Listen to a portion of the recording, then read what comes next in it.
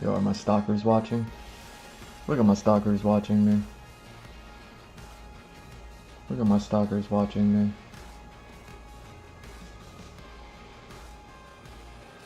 Oh, we work for the government, so it's less creepy when you work for the government. No, it's the same amount of creepiness.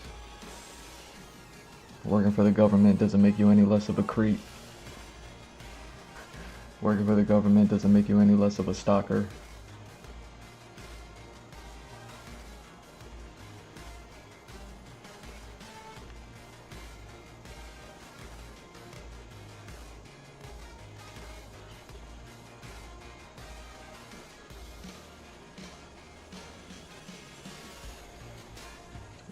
Oh yeah, and if you call yourself a man, you know what that makes you.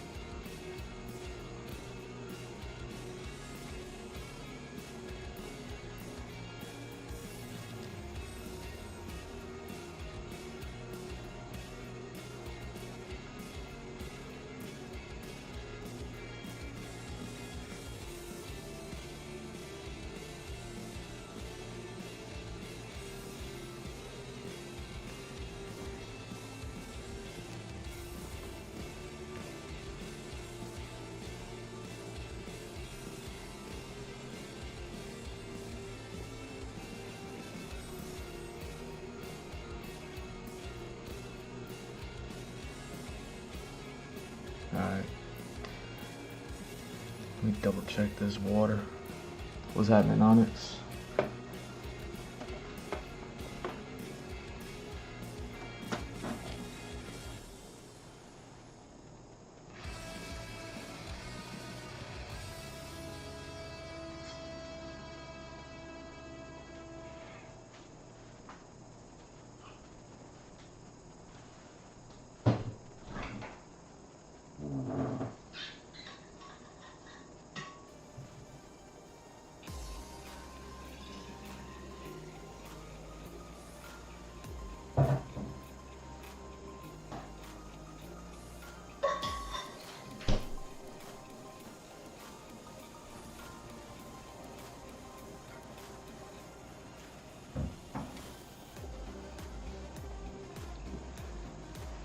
Oh.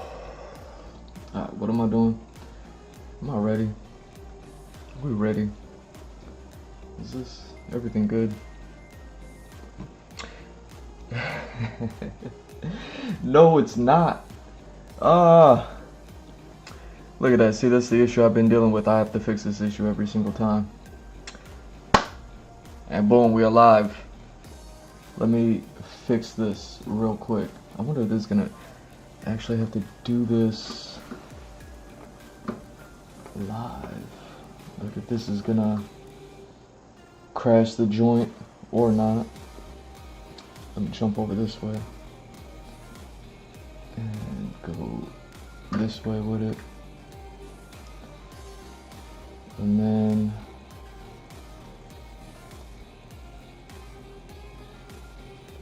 go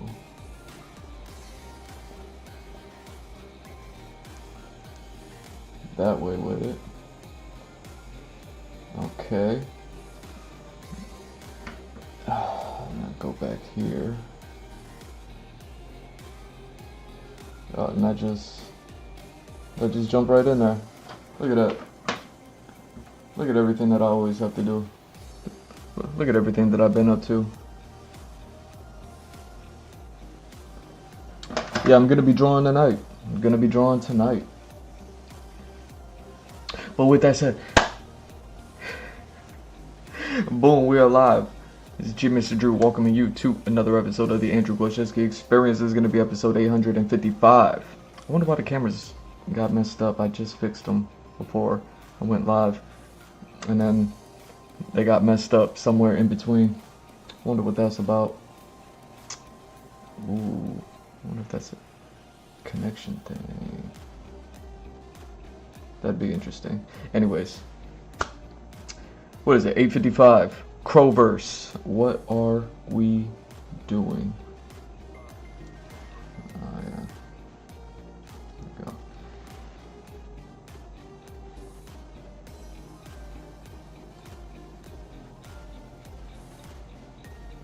Yeah, I've been chilling, man. I've been chilling. I've been working my butt off, right? Where's my pencil? Where's my eraser? So yeah, I figured tonight what I'm gonna end up doing is some sketches for a cover. I've been thinking about the cover ever since. I've been thinking about the cover for years. I've been thinking about all the covers, right? Like as far as like what kind of approach do I want to take with covers to the comics and all that.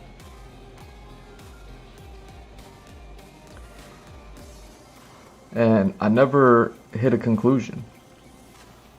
Now there is one panel that I'm a fan of like the comic issue that I worked on. You know what I mean? Chapter 0, the one. There's a single panel in there. I just really like that panel. And I was like, I want to do something with that panel. I was thinking about just making it the cover. But I don't know how cool that is. You know what I mean?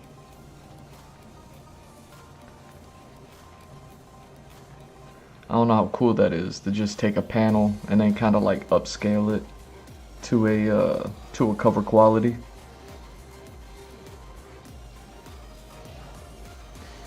So, you know, and then there's the other thing that I be thinking about. I'm such a Dragon Ball fan.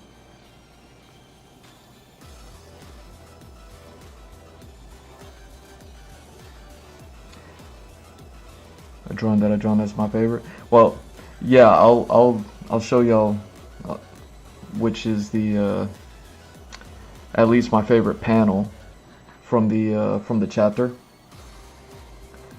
So you can see what I'm talking about as far as like trying to put together. Where's my eraser?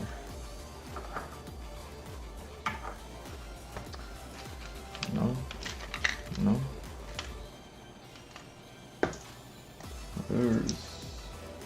That might be it.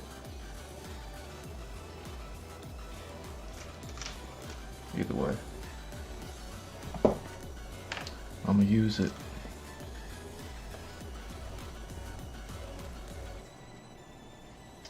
Yeah, I think that's it.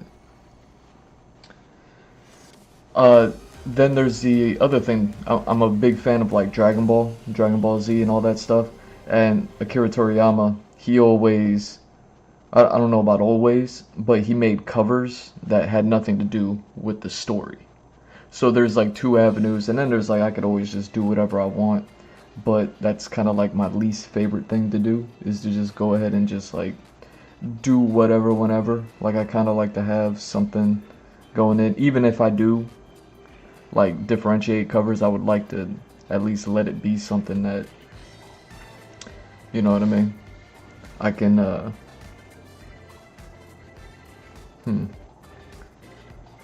don't know, like control. Like, could you imagine if I did like, I don't know, let's say this first book is gonna end up being like 10 chapters, give or take, something like that, right? So I do 10 covers, and I have a theme for all 10 covers, but then one of the times I just feel like doing something, and it's like so left field, and it has nothing to do with anything, and then it's like, okay, well now what is it? Am I sticking with themes, or am I just doing whatever? I read One Piece, and Oda, he does like little sideline stories sometimes with his covers. So his covers will be like a series of covers, and they'll tell a story. So that's another thing, but I don't even really be thinking about that. But that's kind of like a cool idea, you know what I mean? Especially when it comes to by the time I start hitting the spin-offs and all, you know what I mean, all the tangent stories and coinciding timelines and all that other stuff, it might be kind of cool to sometimes do covers of just like something that's going on that has nothing to do with nothing in that particular chapter or story, but it's something that's going on elsewhere in the world. It'd be like so I'd be thinking about that. And then yeah, then there's just like doing a pretty standard cover of like, this is the theme of the chapter, so that way the cover and the chapter are kind of aligned with one another. You know what I mean? There's so many like avenues that you could take working on a cover, and I've been thinking about all of them, and nothing's really landed. The only thought I had was this panel right here. Let me find it, right?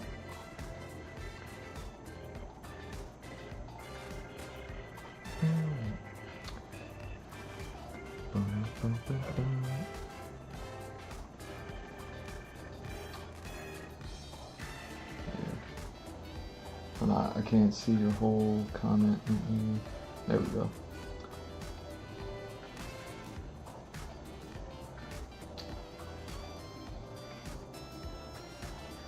Favorite Dragon Ball is GT. I like GT. I like GT a lot. I think could have been done better in execution, but I think like the story and everything, like all the elements of the story, I think they're really cool.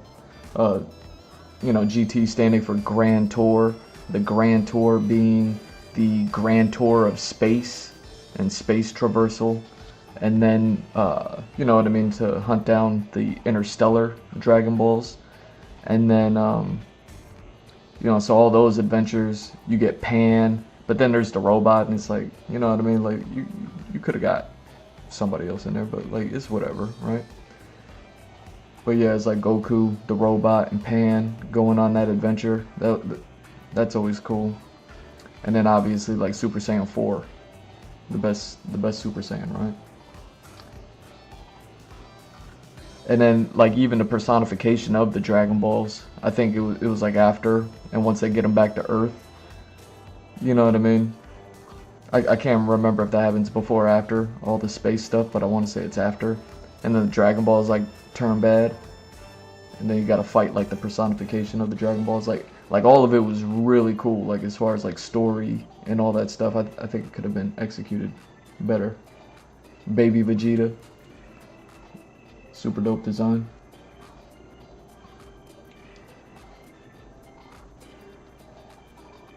Seeing Goku in the gang in the future, yeah.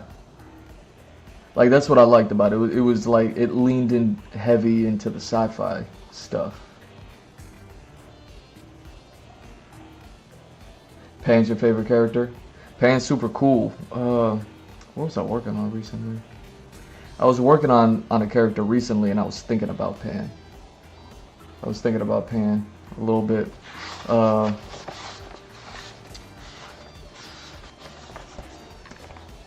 Yeah, when I was working on this character here, I was thinking about Pan a little bit.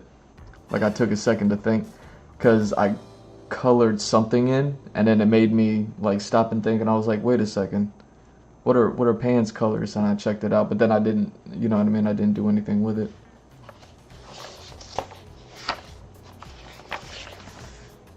But yeah, Pan.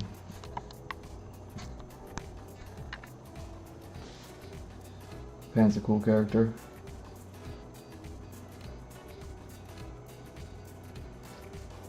Both sound so cool. Cover, the illustration is just shows off the characters. Yeah, see, like that's the standard thing of like, you know, like Batman looking over Gotham, or if it's like a Alex Ross cover, he just kind of gets the whole Justice League kind of just, you know what I mean, just all standing there looking all heroic, you know. Spawn, similar thing. Like you get Spawn just kind of in a cool pose. Like you can kind of just draw the characters, but I kind of want to think of, if there's any theme at all, it's gonna be like you know what I mean, like an elevation of the illustration skills, like really trying to bring something home. So I was thinking today, like oh yeah, I gotta work on the cover, so I gotta draw some stuff. I need to get some ideas, so that's what I'm gonna be drawing tonight. Let me pull up that picture of the panel that I like, and I kind of don't want to just take that my favorite panel and you know what I mean, like blow it up, make it big, and then turn it into a cover and maybe, you know, freak it a little bit. Like I don't want to do that, but I'll show you what my favorite panel is in the whole book. Is it this one? Yeah.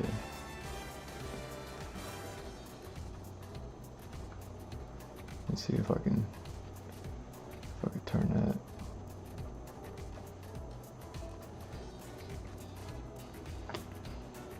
Whoa. Zoom out. Where are we at? See if I can get like a high-res capture of it for y'all.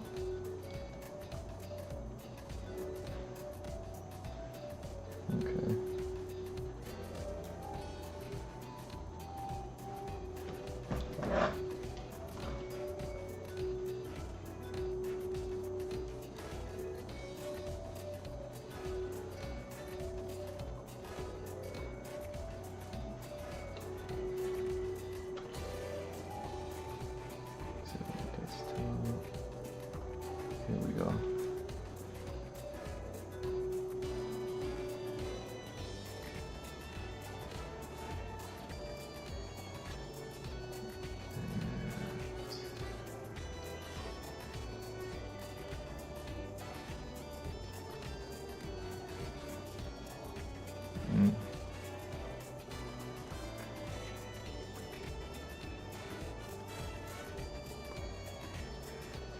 So yeah, this panel right here.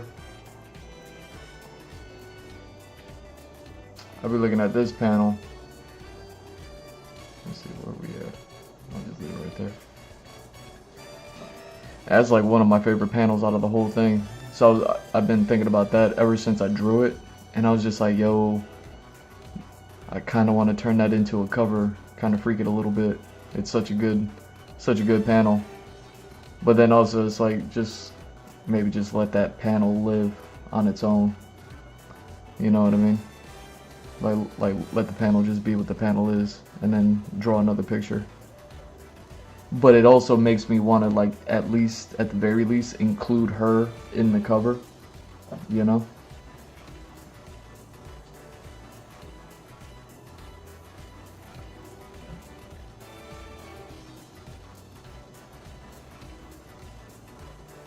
Yeah, GT went back to the roots, definitely.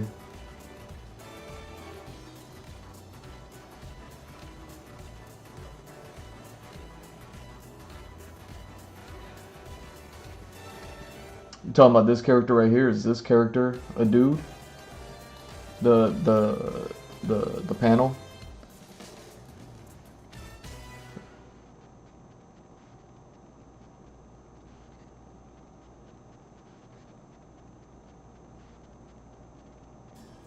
A panel that goes with the story. Yeah, and see, that's the other thing, because it was like, yeah, I like the idea of once I hit those spin-off stories to kind of maybe every now and then draw a cover of just something, you know what I mean, something else that's happening that has nothing to do with the story. But I'm not working on that stuff yet, obviously. So then I'm kind of just like, okay, I don't want to really just take a panel out of the book, and I can't work on any spin-off story covers. So it's kind of just like, I'm either left with just draw the characters in some sort of cool illustrated poster kind of way, or, you know, doing the Akira Toriyama thing, you know, where he would draw like Goku on a motorcycle type stuff, where it's like has nothing to do with Dragon Ball Z. It's just like a cool picture.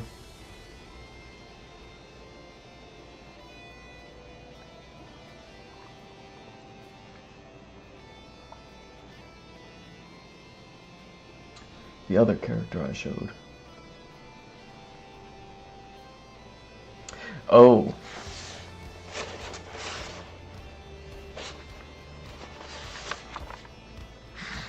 You're talking about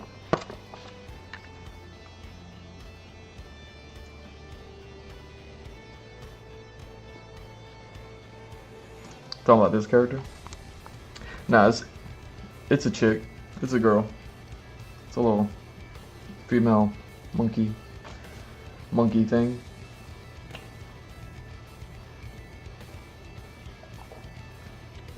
You know, one of the more difficult parts when I was like designing this character, all the way back to even the original sketches and everything like that, was trying to include like the facial hair, but still not have her come off as a dude, you know, with a beard.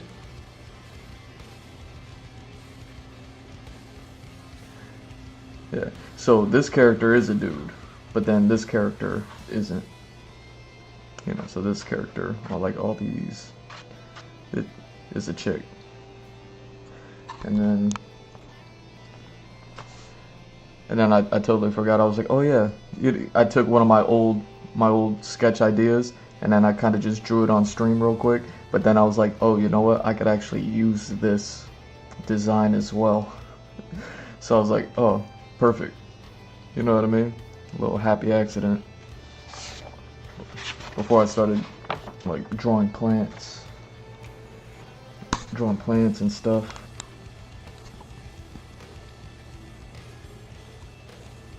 I love this character's design. Like these are so cool.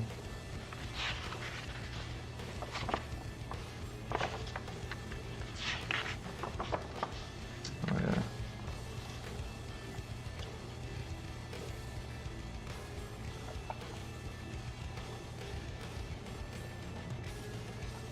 Yeah.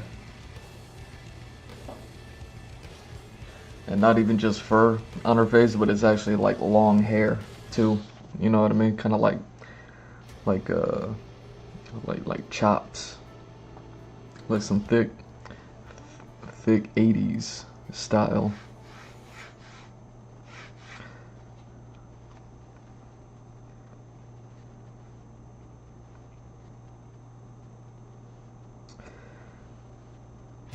Yeah.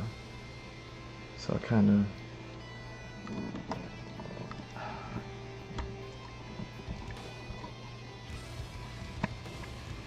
try to get this a little bit closer, maybe, if I can.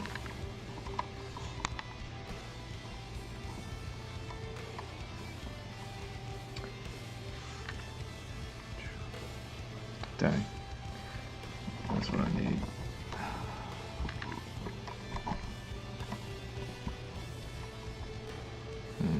That's too far.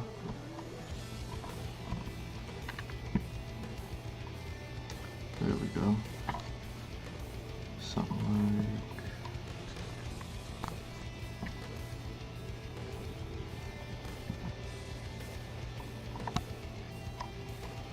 like... Alright. Yeah, once I'm starting to get to the end of this book, like I only got like so many, not that many pages left. Like the book gets so left heavy, like heavy on the left side. It'll like if I have to move the book over to center it to the camera, like gravity will just make it fall over. So I'm already nearing the end of this book.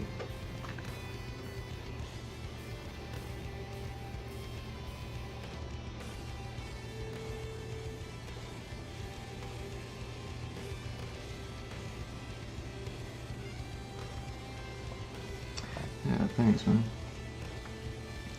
So yeah, I have no idea what up. Like, so since that's my favorite panel, I was even thinking how I have my my main character, and I did a design for the main character that didn't make it into the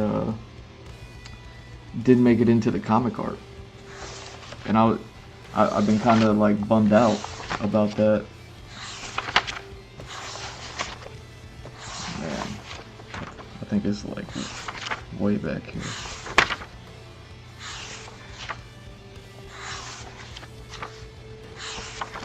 It was around the time that I started coloring my concepts again. Yeah, this one right here. These pieces down here.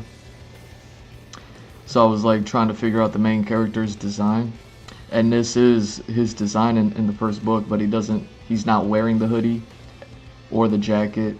He's not wearing the mask. He's not wearing everything, but he has everything on him in the story. But he's taken the jacket off. He's taken the mask off and everything by the time we even see him on, you know what I mean, the first panel or wherever, you know what I mean, wherever he comes up.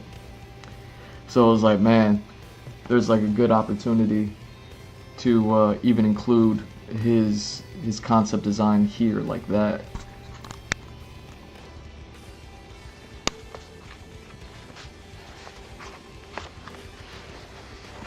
You know, since my favorite panel has the girl character in her mask.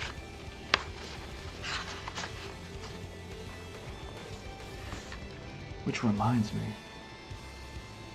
I wonder if I got that picture somewhere. What's the date? What's the date on that?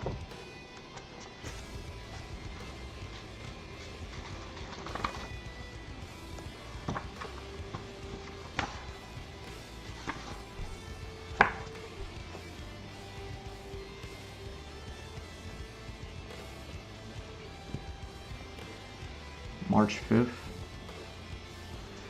March 5th. Alright, let me see.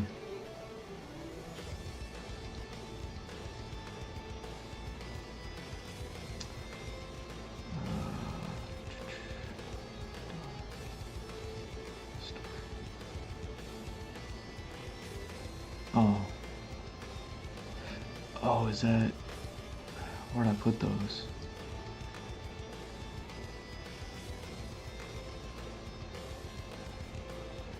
Yeah, I just moved a bunch of files around too. So maybe I don't have them anymore.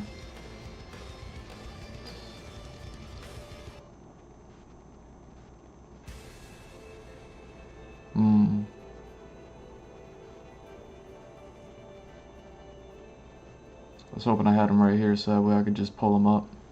I could take a picture of it real quick.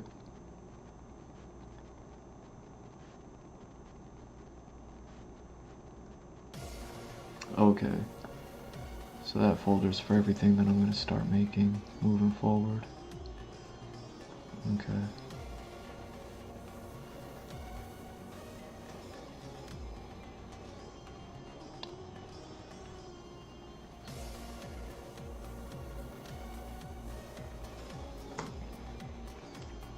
So yeah, since the picture that I like is a picture of her with the mask on or putting the mask on, I was like, alright, maybe I'd do something with that.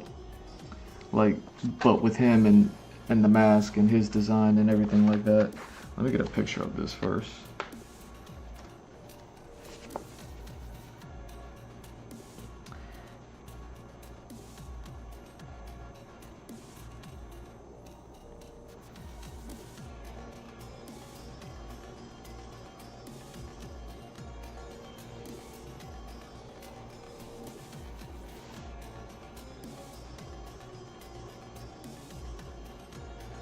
Yo, my phone is like 1,000 degrees right now.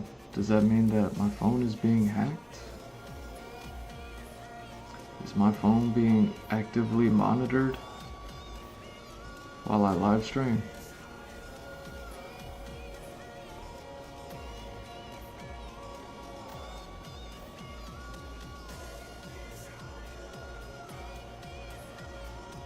Like I just picked up my phone, it's like 1,000 degrees. I'm like, yo, why is my phone so hot right now?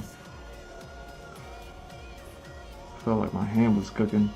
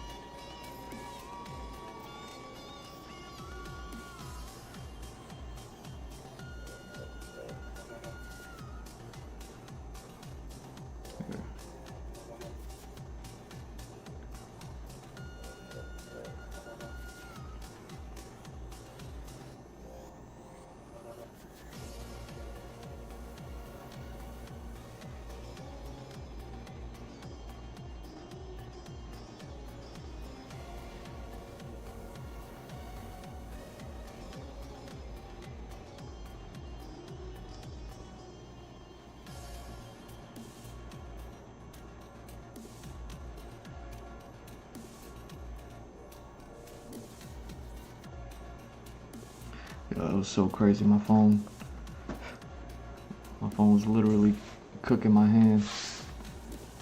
Alright, so let me pull up these pictures so you can see them a little bit more clearly. I might clean them up on Photoshop, actually.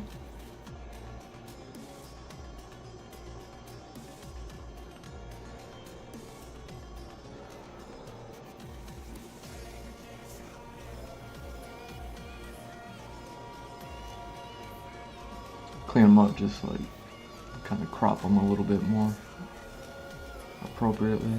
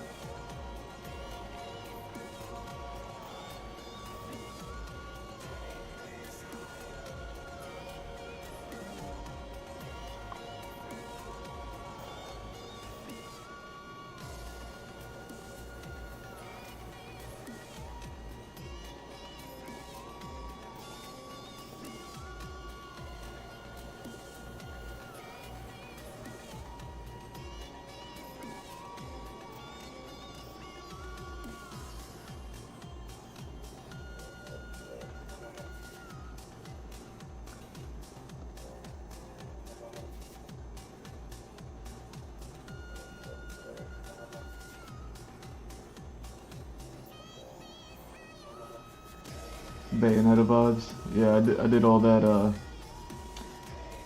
that opening scroll whenever I like open the streams and close the streams. A lot of it is the Bayonetta art study. That's something I'm going to go back and clean up and make those nicer. You know what I mean? Just like I'm about to do these pictures, because essentially all I did was just snap a photograph of it. But yeah.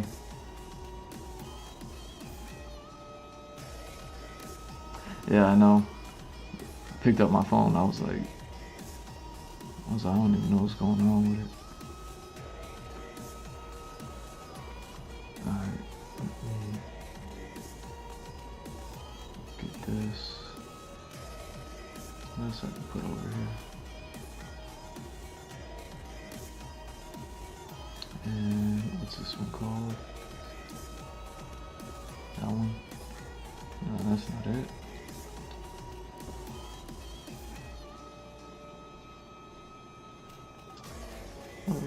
What do I got that open for? Oh yeah, that's why. Where you at? There you are.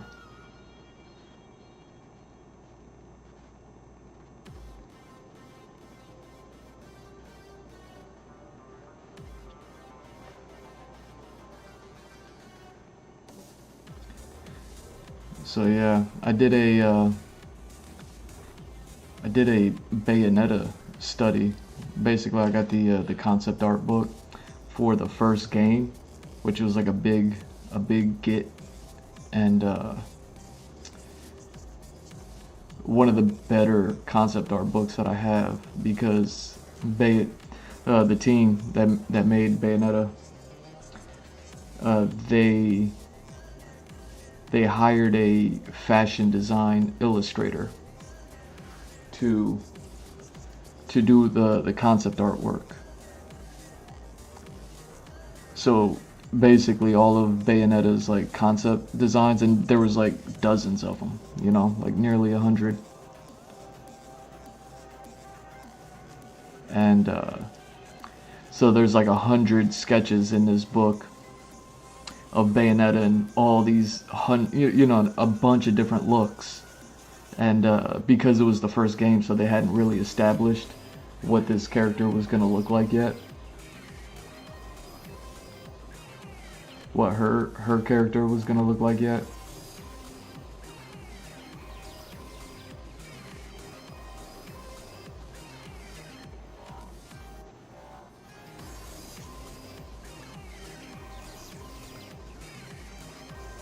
So yeah, it's one of my more favorite concept art books. I got a handful of like some of my favorites. But yeah, I did that study, and there were so many different like pieces of study in there that it ended up taking like a year or so on those designs book. But it's not the same, because her character design, even though it changed in the second game, you know what I mean, like the character herself was pretty much already designed, had like the whole vibe that it needed to be. So there's like less of the less concepts, and there's a whole lot more of just like all the fun designs that they did in that game. But in the second game's concept.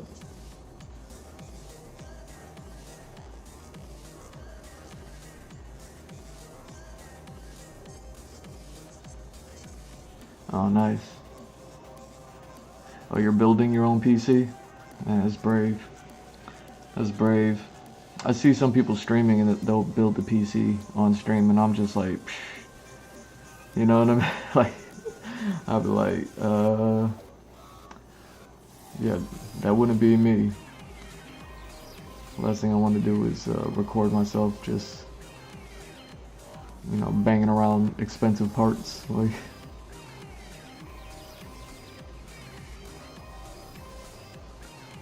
but that's cool.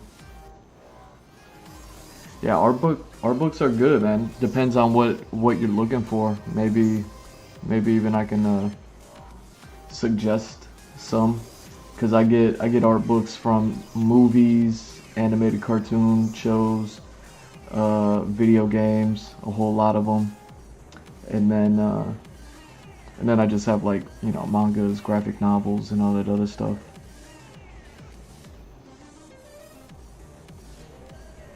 So it kind of just depends on what it is you're looking for.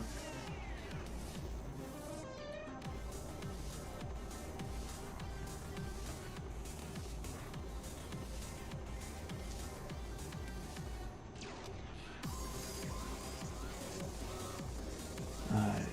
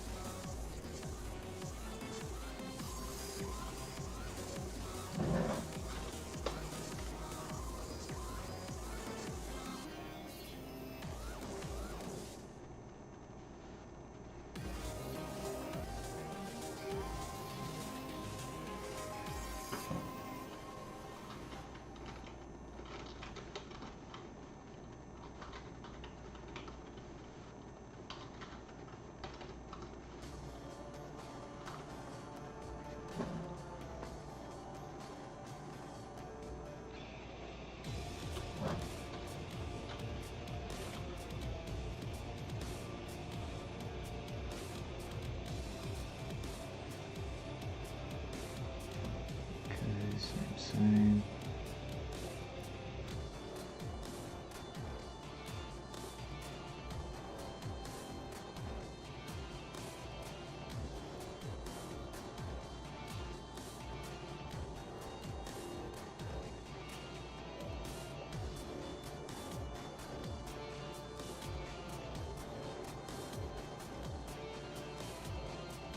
There we go. Something like that.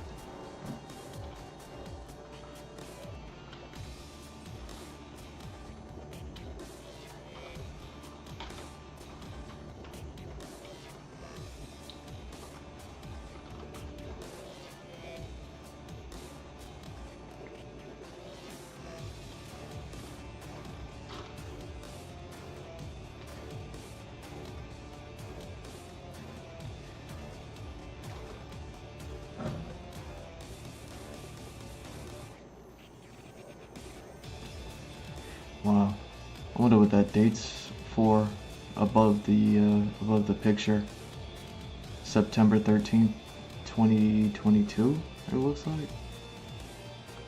It's crazy. I don't even know if I had this book in 2022, if I was drawing at that point. Or drawing at, you know, at that part of this sketchbook. I wonder what that date's about. Anyway. Let me...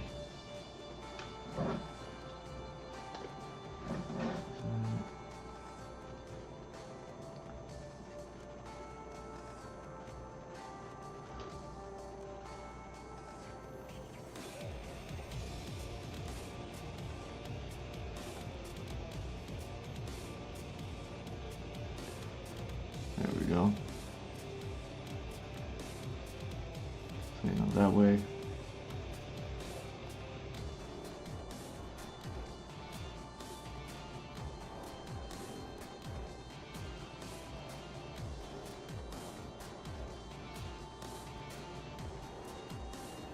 That way I got my references right in front of me here. I don't have to keep flipping the page back and forth. Alright, so let me just draw something. I don't even think, because I don't have any ideas yet. But if I'm just gonna take the idea that I like,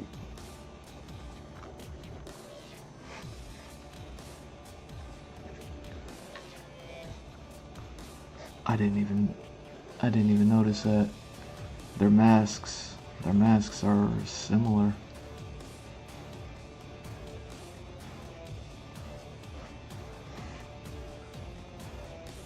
like in base construction. I didn't even... Definitely wasn't a part of the plan, so if he's doing that...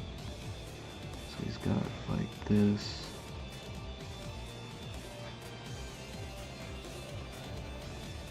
And then, you know, this part. Like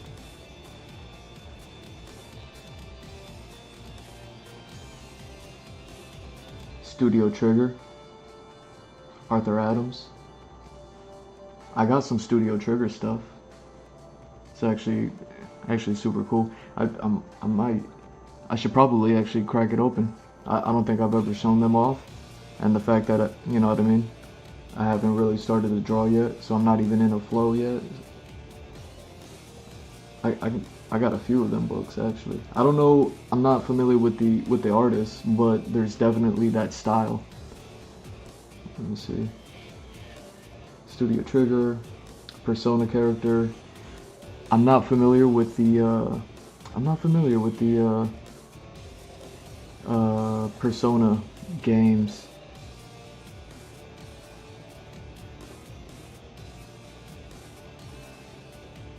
Like I know they exist. I know one of them came out recently within like the past year or two, and a lot of people were playing it. I'm just not familiar with it. Hard to find. Yeah, it probably is.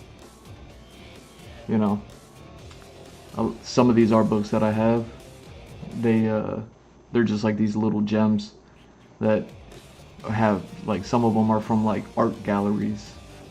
So like an artist, if they're a fine artist, they'll have like a gallery open up, and then that gallery will put together a compilation of all the artwork that's hanging on the walls in the gallery in a book.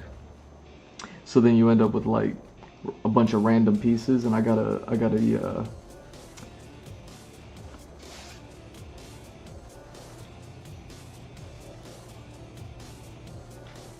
see, where is it?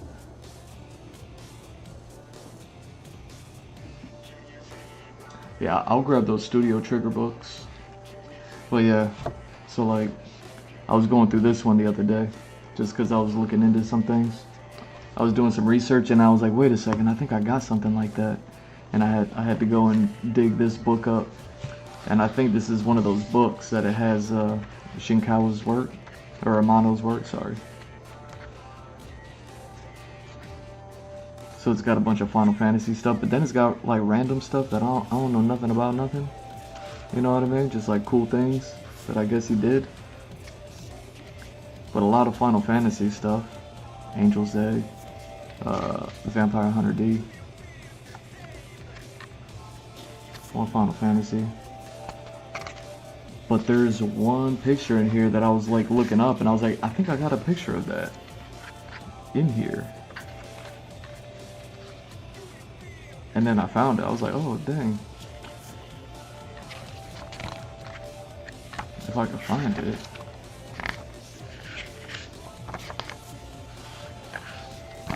So yeah, I get a bunch of books, man.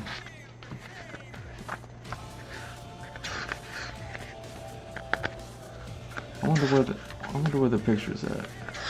It's not even one of his like crazier pieces. Like you see, he works like so detailed. Here it is.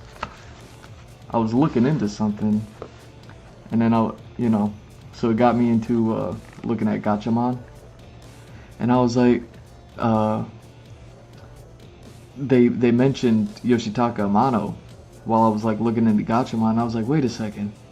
Oh yeah, that's right. I do have that one book that has that one picture in it. And I was like, I need to go check that one out and see Amano's Gatchaman stuff.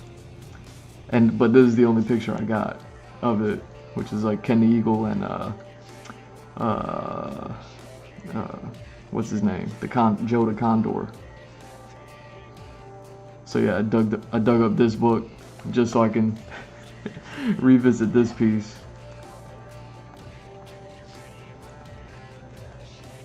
But yeah, Gatchaman is a super cool.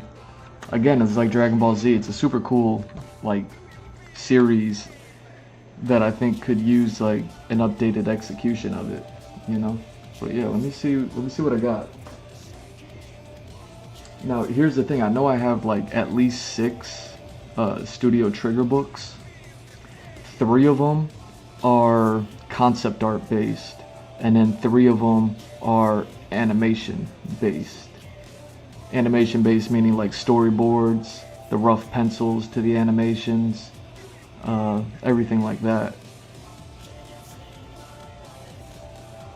So, do you think it would be in the concept stuff, or would it be in the animation stuff? For that, who's the artist that you're talking about? Let me see.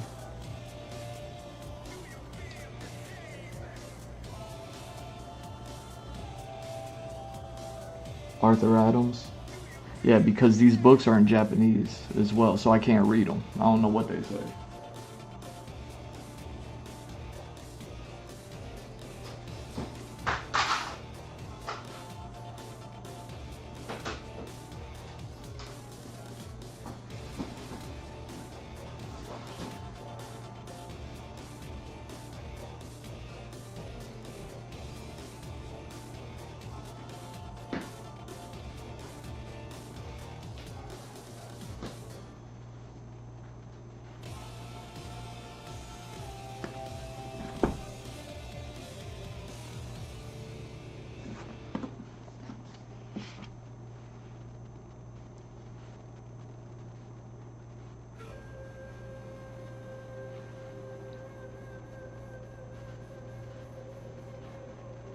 Oh wow.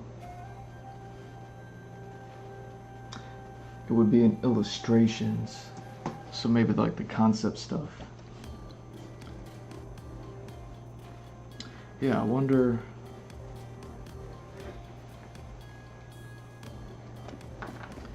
So I wonder if I gotta back the camera up. Yeah.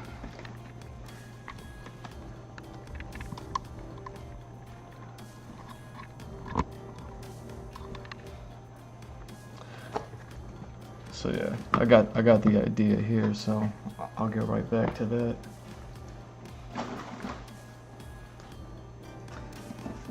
So yeah, I got these books. They're a little bit oblong, but yeah, you know, volumes 1, 2, and 3. I can't even really remember if they cover the entire series from beginning to end, but I think that they do. And yeah, these are all the initial designs, all the concept works. Manifestation of the colossal talents. So okay, so it's like multiple artists, but I know it's like all the characters and all the concepts and all that stuff.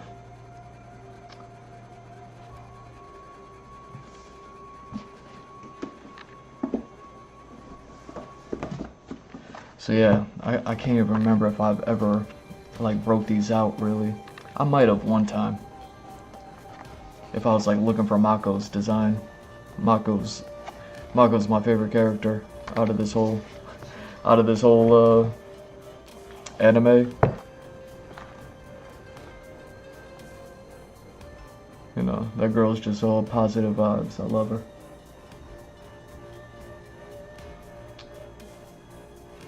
Yeah, so I'm trying to see, like all this stuff is in English, but I think by the time they get to the drawings, like all of it is artist notes, and I don't know what the artist notes say.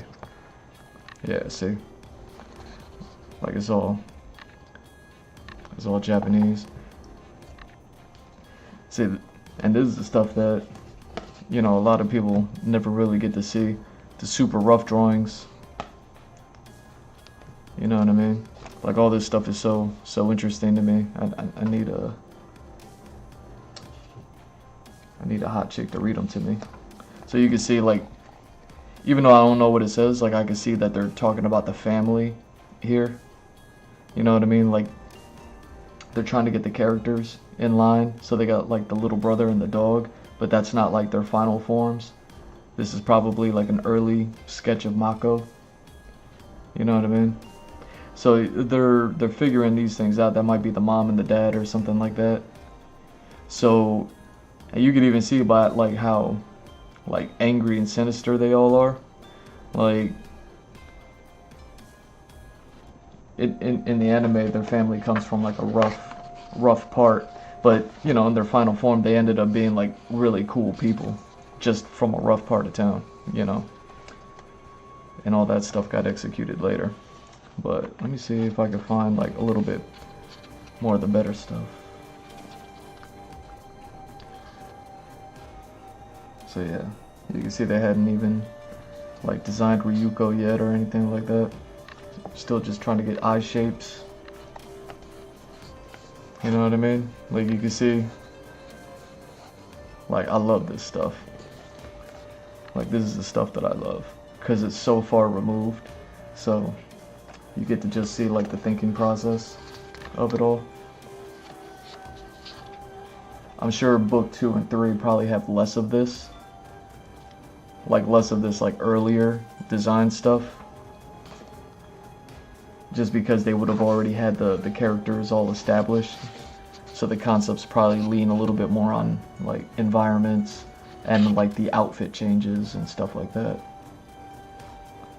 But in the early stuff, the stuff that I love is like them just trying to figure out the ideas. Like these are probably like the Kanzuki girl, and you know what I mean, like this is probably like the buff dude, and then this is probably like the orchestra girl in their early forms. Like probably, but who knows. That might be the buff dude. Who knows? That might be the samurai guy. But yeah.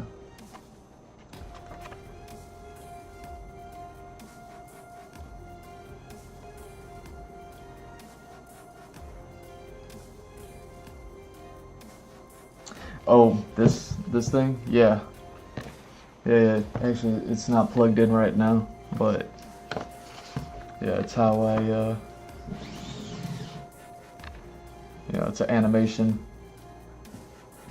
light table.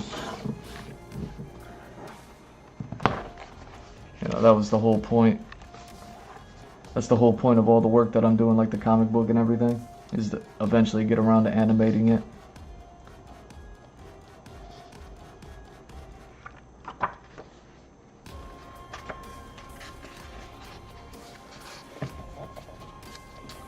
So yeah.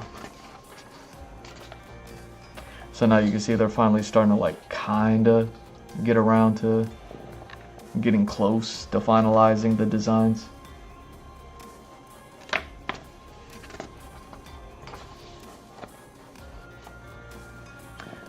That's the Kanzuki girl. Still didn't figure out yet. I think this is the teacher. Still didn't figure him out yet. Yo.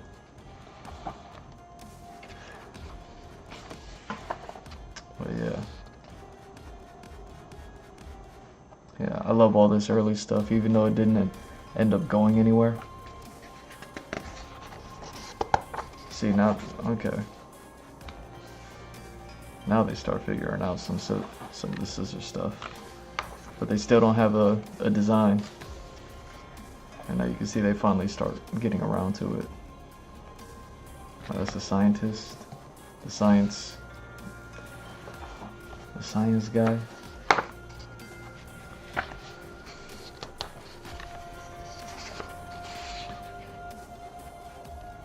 Wow.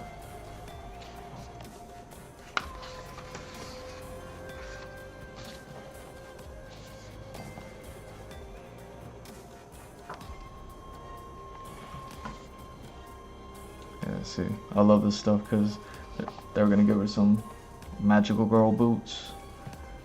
Give her a little bit of the arm claw thing here. There's some enemy types in that Devil May Cry game that nobody likes. The DMC. That's like the prequel to 3. People didn't like that game. They got some enemy types that got arms and weapons like that. Even though the game didn't, you know what I mean, didn't really age well. the concept art book to that game is incredible. So yeah, I wonder if your dude, Arthur Adams, was that his name? I wonder if any of these are his, you know?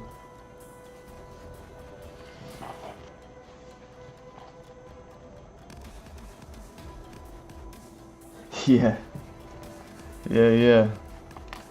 That's what I'm saying. Like they were definitely like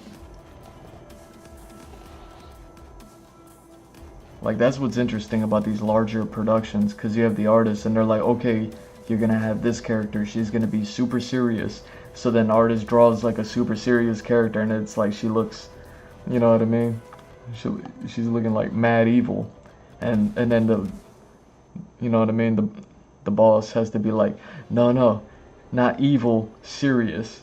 So make her like less evil looking, and then it's like, okay, I'll dial back the evil, the evilness.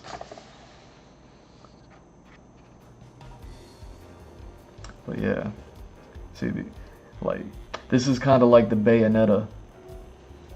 This is kind of like the Bayonetta concept art book that I'm talking about, as far as like early designs, and you get like all these like really crazy concepts that never made it to the last bit of the game, just because, you know, well, they didn't need to.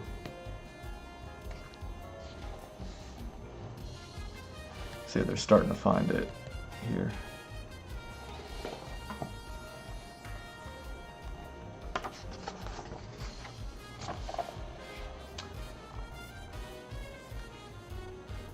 Oh, that's crazy. Her scissor almost has like a rifle shape to it. And she had a whole lot more tactical. You know what I mean? Like, you see these things all over the place on a Metal Gear concept art book. Like all these extra straps, Death Stranding, everything like that. Like the whole reason why Death Stranding, he can carry packages on his shoulders and all that other stuff. You know what I mean? Because they got all the extra.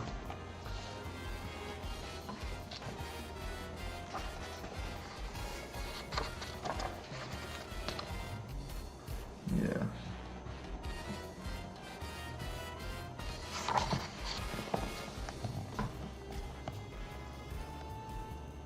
That's just goofy. You know what I mean?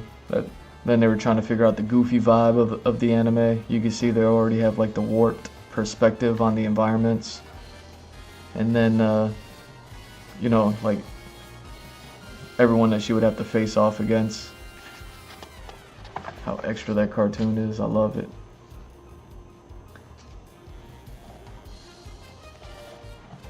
It's definitely up there with one of the best animes.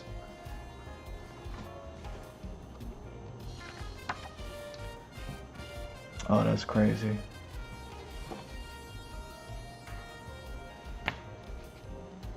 I don't think they used that design until later, when they gave her the pants. When they gave her the pants design, the bell-bottom pants with the white suit. Her Junketsu form. They gave her the rocket. But that's crazy right there. Like literally gave the dude hands to hold her up like that. Man, they were still trying to figure her out. They were getting close there, right? But like, she looks a whole lot like Kenzuki.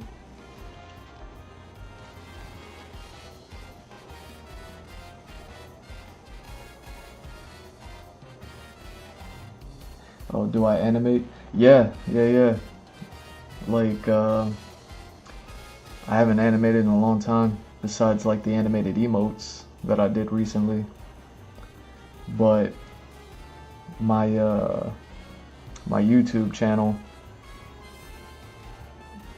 there's my demo reel, my graduating demo reel playlist, and on there I have like a few animations, and then I lost everything from way back then, because those are all from like, you know, predating 2013. But yeah, the whole thing was to animate. Like everything that I always wanted to do was just to animate, but I couldn't get a job, so I was like, I never had anything to animate, and I didn't want to just do a whole bunch of random nothings. So then I ultimately ended up doing everything that I'm doing, like since I've been live streaming for the past 5 years. So now anything and everything I animate, kind of, you know what I mean?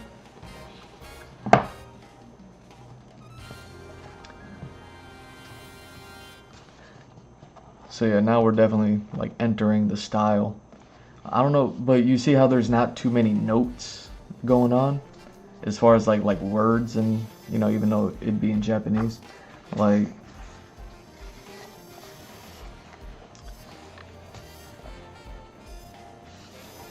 I don't know which artists did what. So I wonder if like if your dude, now that they kind of like started to find the style, you know what I mean, of the final look, trying to get everything done right.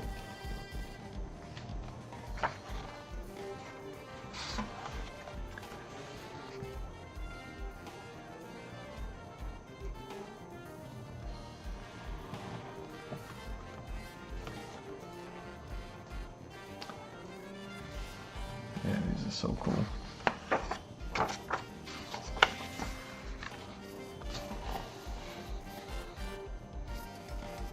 Wow, they were still trying to figure things out.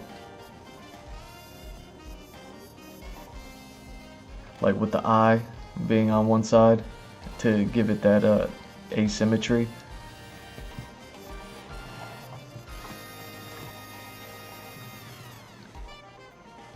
And now he has two eyes here. So they still haven't figured out all those little details.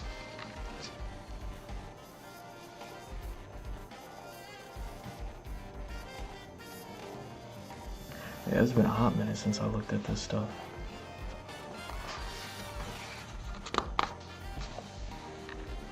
But totally worth it, you know? Like these are also some of the more like precious gets, because there's a ton of Kill la Kill art books that I was getting at one point.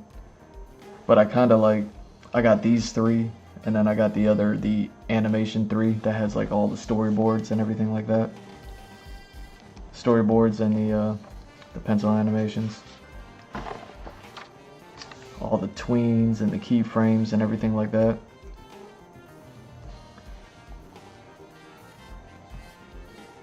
And I was like, you know what, I kind of got enough, you know what I mean? Like to hold me over for now. But there's still like, I don't even know, 10 books or so, just all Kill la Kill stuff. I can't believe we're this deep into the book and it's still not finalized. It's still not finalized. But this is what I mean. See, now they figured out the eye.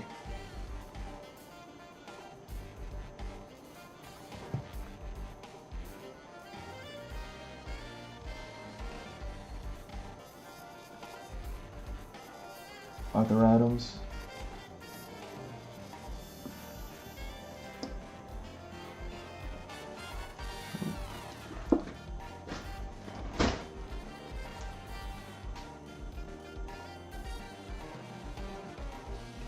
Oh, Arthur Adams didn't. Okay, my bad.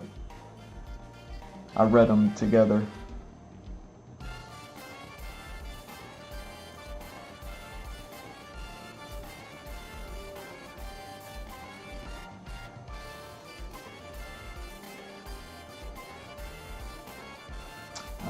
School shooter stuff, probably.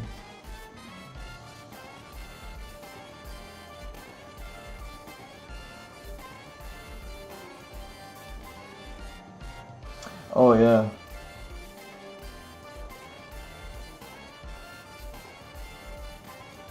Yeah, there's probably some stuff like, cause what I've had that channel for maybe for over 15 years, that's for sure.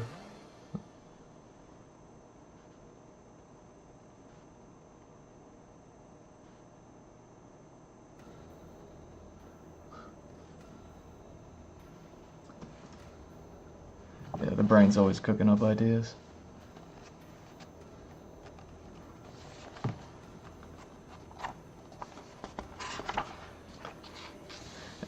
But yeah, at the end of the day, I'll probably end up doing something like this, like probably fill up that whole page with a bunch of sketches, unless I get lucky and just draw something by like the second or third sketch, and be like, oh, here it is, and then I can start drawing it on the 11 by 17.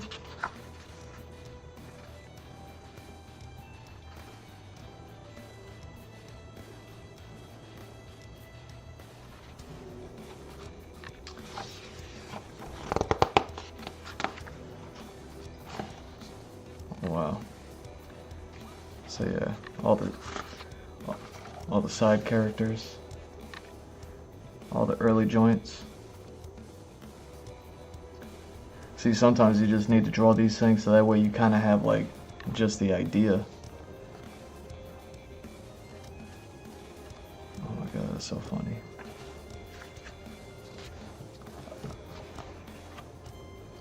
Yeah, I use Google Lens to translate the Japanese sometimes.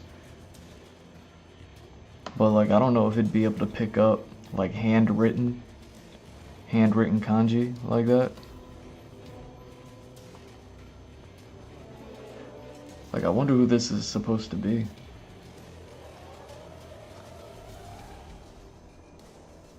Like I wonder if at any point this was like supposed to be like Ryuko's mom.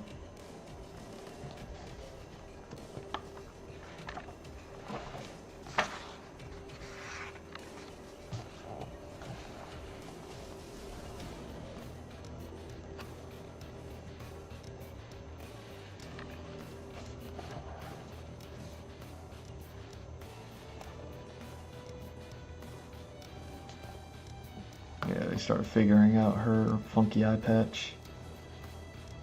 Oh wow. They were gonna give her one of those, what's his name? From Naruto, the bug ninja. The bug ninja dude. Those are fun. Bayonetta had a design that was like that. They gave her just like in one of the drawings, I believe. They kind of had it so that way it covered up her face. It's almost like a requirement when working on concepts. Be like, hey, what if we cover up half their face?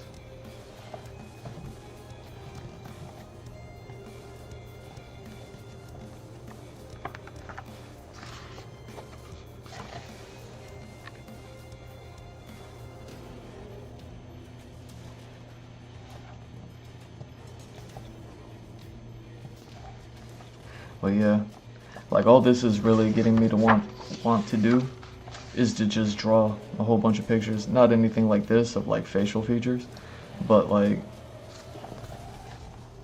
layouts, like a lot of layout sketches of like the characters and things like that.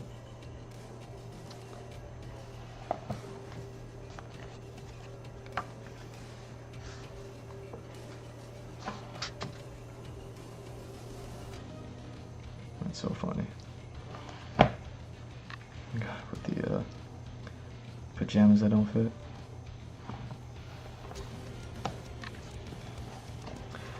Yeah, see, now we're here. That's the design for sure.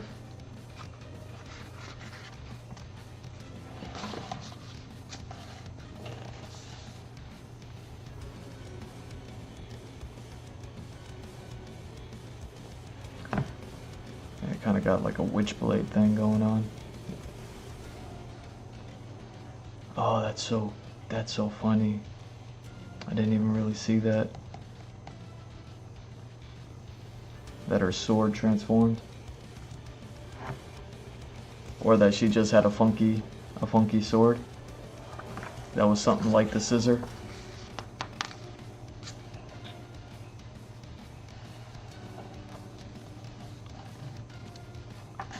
Yeah, I know in one of the other books they have like all the like outfit changes and in all the other forms, because you know what I mean. That's what's cool about this book. It's all the early stuff, even though it didn't make it to the final product.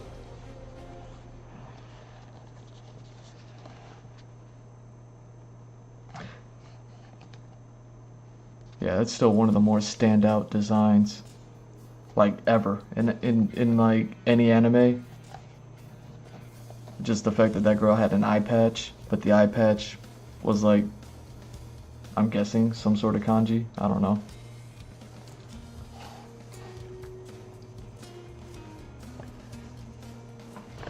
Like, I still remember when I first saw it in the anime the first time watching it, like how jarring it was. I'm like, what's going on with her face?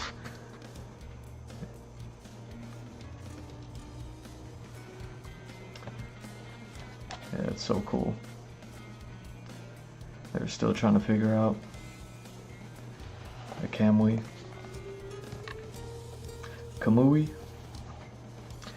Look how cool that is. I love this part. This is like differentiating all the 1-star, 2-star, 3-star Goku uniform, whatever.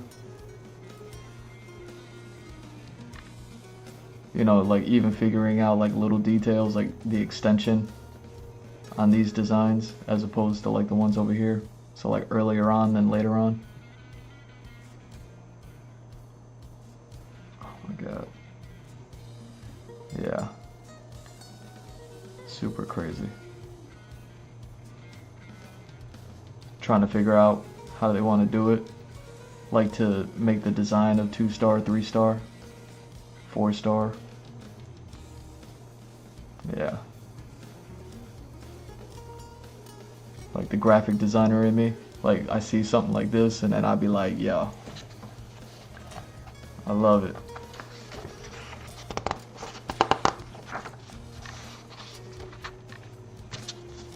So yeah, this is my favorite right here. Mako when she's in her boss form, Mako. Like that's the best. I got an old drawing. I got an old drawing somewhere of the Hallelujah hands that she does, but with the brass knuckles on it. I got a I can't show it because it's on a bag. It's on one of my bags. But I got at a convention pixel artist that does the little where'd I put those things? Oh, I put them in the thing. The little bead pixel art, and then they kind of like iron them together so they stay together. I got one of those of Mako in her boss form. It was one of the best little pixel art things I ever seen. It was like a little sprite animation version of it.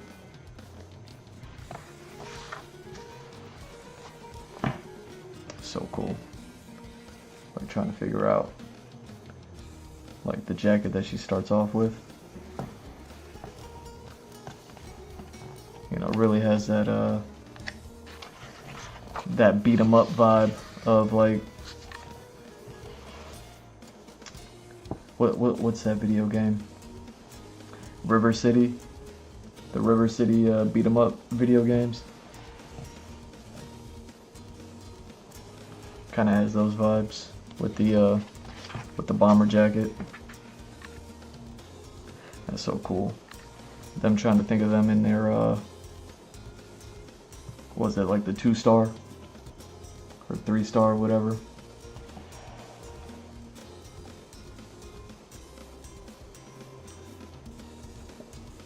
Dude, man took out his own eyes.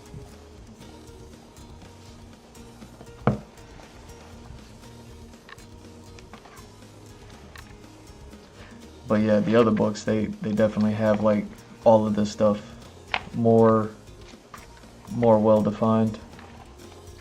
So this book was all just about figuring it out. Oh yeah. Love this stuff.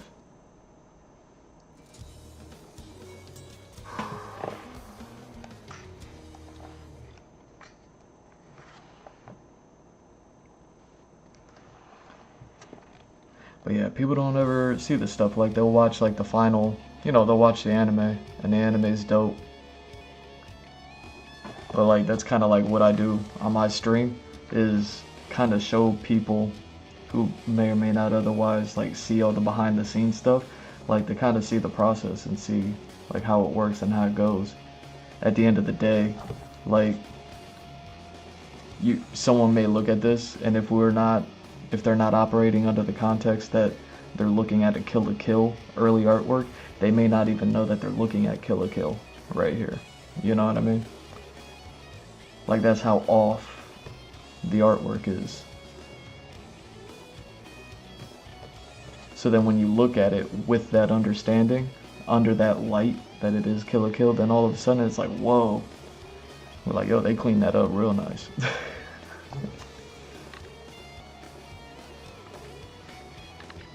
Yeah, sometimes you just gotta get the ideas out.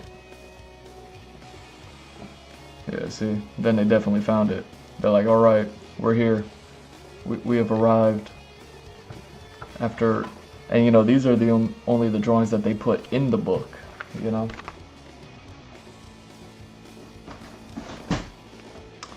Yeah, so this is volume 2. Yeah, 2-star.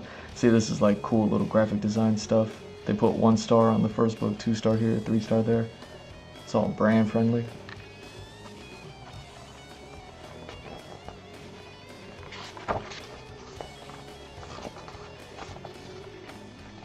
So yeah, background, illustration. Director's memo.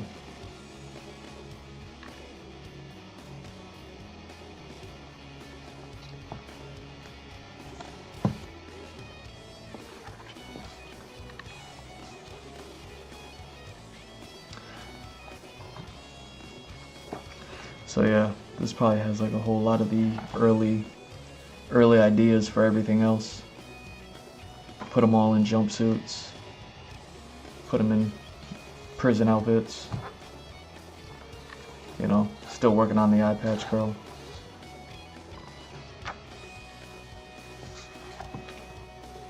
All the different schools, different enemy types. Ryuko on the motorcycle.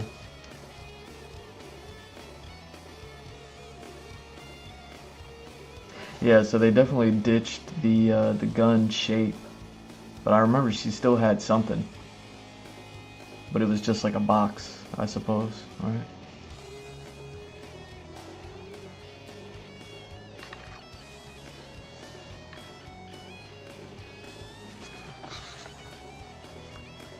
But yeah.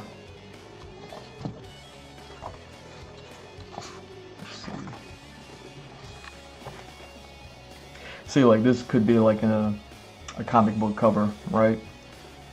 Especially if you like put the binding here on Tall Buddy, so that his face is on the spine of the book, and then on the cover half you got like Ryuko and the good guys, right?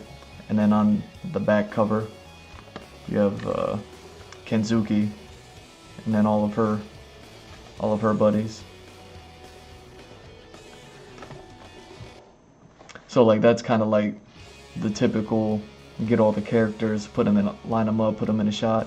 This is like Alex Ross will do that with like anytime he works on like Justice League stuff or anything. You know what I mean?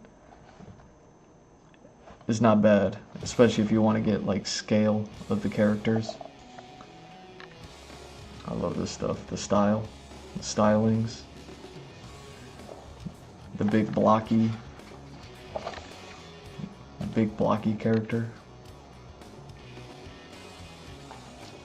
Yeah.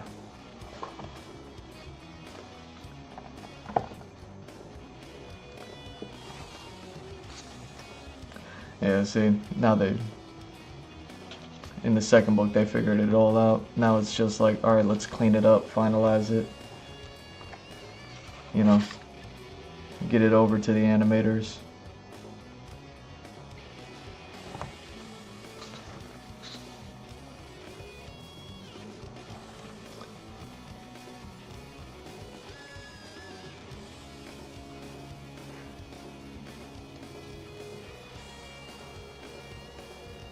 Yeah.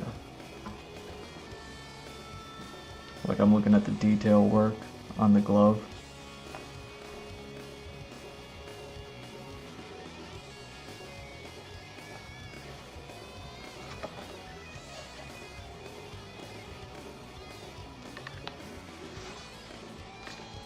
That's something I don't do too much with my characters, is like zoom in too much on too many things. Every now and then, if I'm getting a little too frustrated, then I'll like zoom in on a single, like whether it be like a glove or a boot or something, so that way I can actually get the style right, so that way I can get back to drawing it from far away.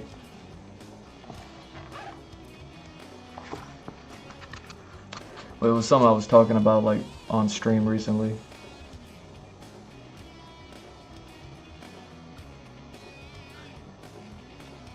Oh, you're gonna need the bag.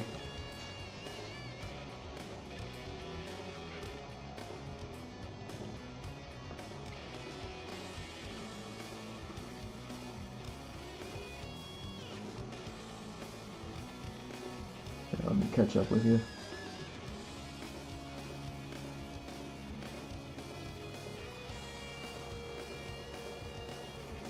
Fun fact, the creator of Killer Kill made panty and stockings. Okay. I hear that name a lot. Did they also work on that witch? Little Witch Academia or something like that? Little Witch Academy? Something like that? Like, I almost got the book, cause you know what I mean? Like you were saying, you're into the style, same thing. Like, I thought it'd be interesting, even though I never watched it. Never watched the Little Witch Academy. Like, the world was so different from this one, but the stylings were very similar. So it was like... But yeah, panty and stocking, I've only ever seen like what the memes online.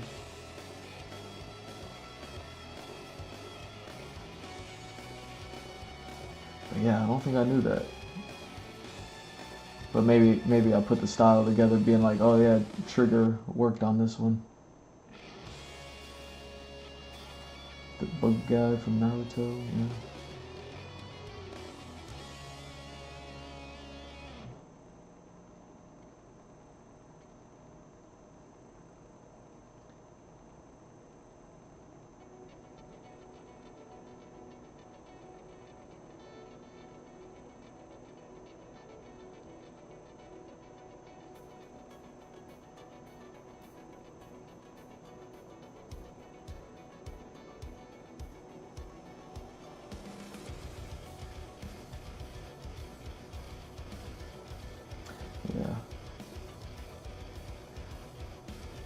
Yeah, I think the bag's right over there. I can go grab it, but I don't know how I'm gonna be able to get it under the camera to show y'all. I could try to find it.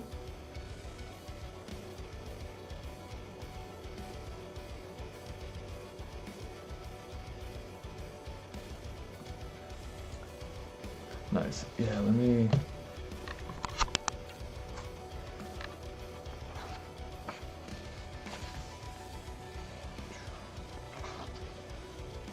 Yeah, these things are so wild. Trying to figure out her headpiece.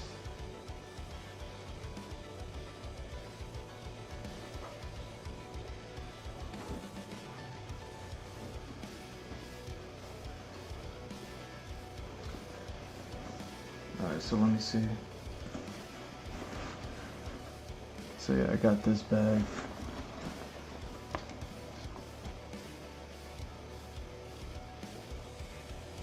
So like there's the Mako.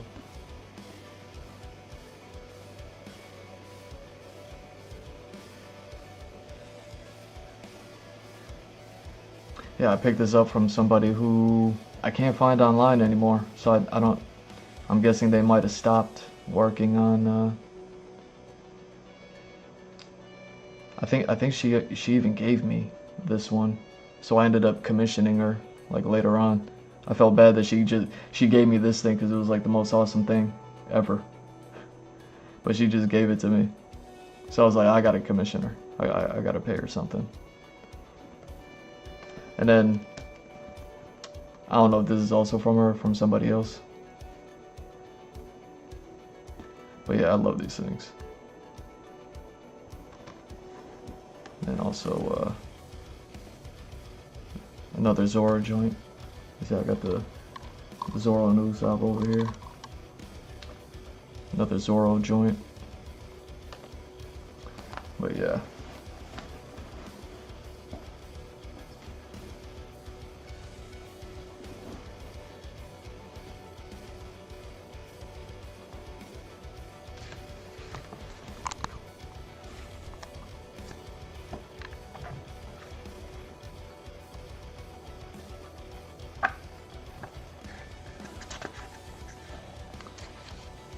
Yeah, I love that. I saw that thing at the convention, and I was just instantly like that. She must have saw my face, and she was like, "Oh no, you can have this one." Like, she was just like, "Oh, you." She's like, "You really like that one. You could just have that one." I was like, "Oh dang!" I was like, "For real? You just gonna give that to me?" She was the one that I ended up commissioning to give me the Super Mario stuff. I was like, give me the bullet, the ghost, and the cannon, the Mario in a raccoon suit. Like, I was gonna do something with those a long time ago.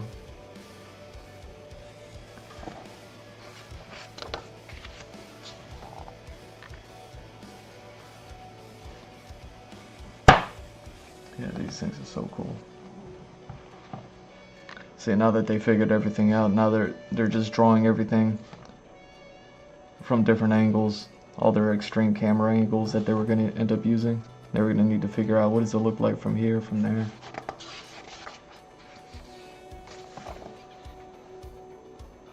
The epic Kanzuki.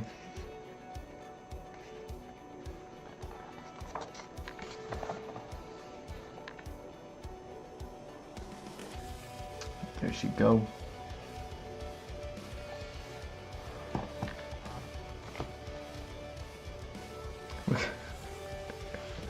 Yo, I was just on stream, yesterday, a couple days ago, whenever it was. What was I talking about? That Amelia video game meme chick from Britain. I was talking about throwing her in a video game. She would be exactly all this. She would do all this stuff, just random anything and everything.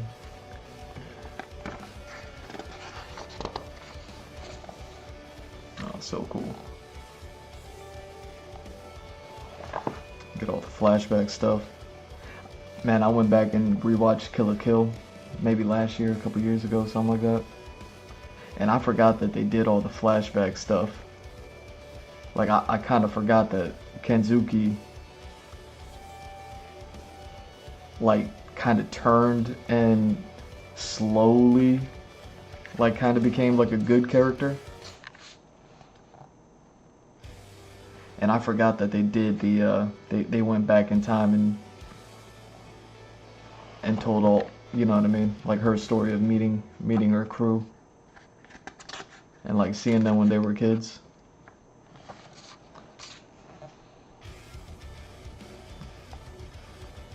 Like, I remember I was watching that and I was just like, oh my god, I forgot about this part. Oh yeah, that's what they put on the back of this jacket. So that's what I love, man. There's so many parallels in the concept art stuff. You know what I mean? Like, this could be for a video game easy, and this could be like a texture for the back. The Soulsborne video games. Their concept art books, like a lot of their characters will have like a cape or a scarf, or like, you know what I mean, just like a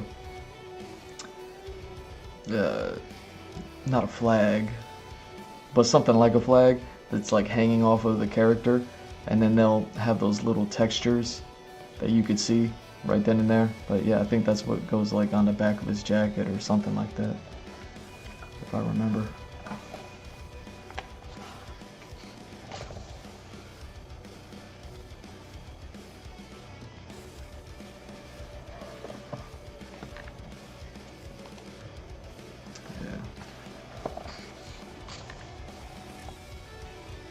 Here, this is the stuff.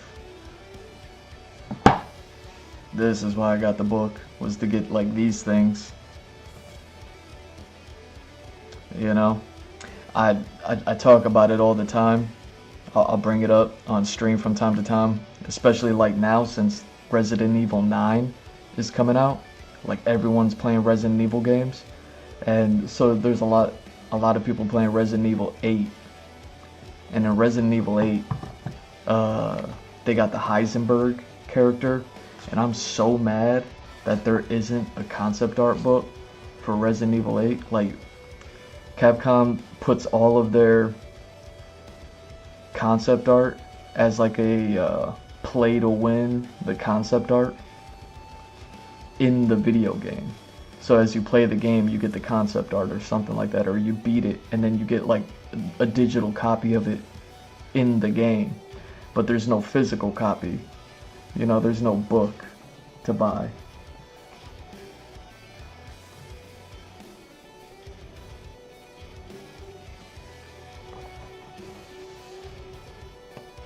And that Heisenberg level, all of the Heisenberg enemies, just every single one of them, like, this is what I want.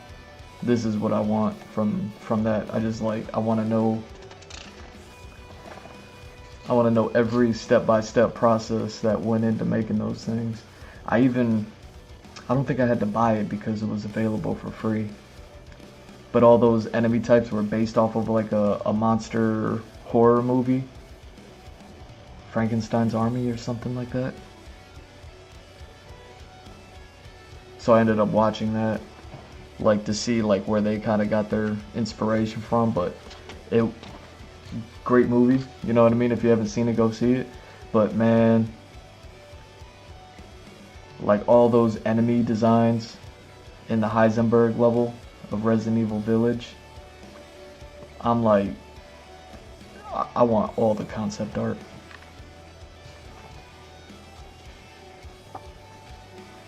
Like, that would be a game that I would play. I wonder if that game's available on like a regular Switch. That'd be the only console I have. If Resident Evil Village is available on regular Switch, I might play that game just so I can get that concept art. And I'll put a book together for myself, you know?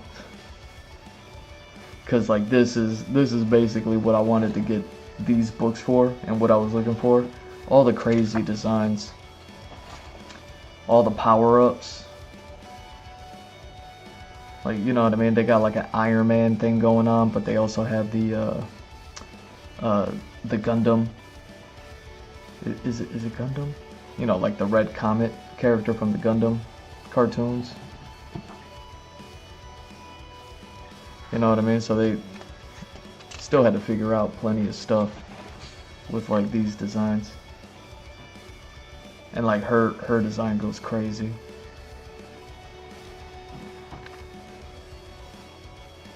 Like, you know, they were trying to have so much fun. Oh my god, look at them. They were probably trying to give her like a pet monkey or something. Look at with the symbols. Yeah, that's sadistic. Oh my god, is that supposed to be a monkey skull? Her skull epithet?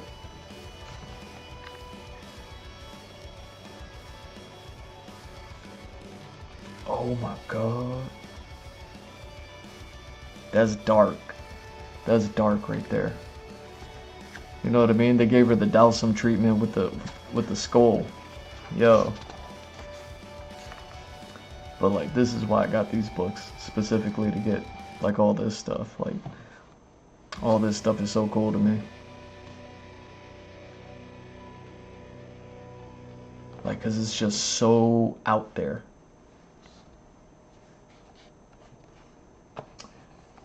Yeah, exactly. It's just so out there. Look at that. That's like every girl streaming on Twitch right now. Right there.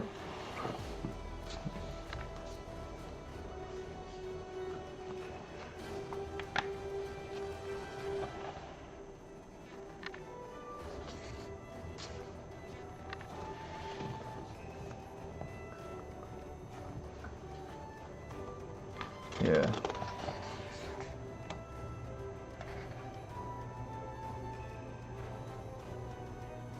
So many cool little details. Looking at all this stuff.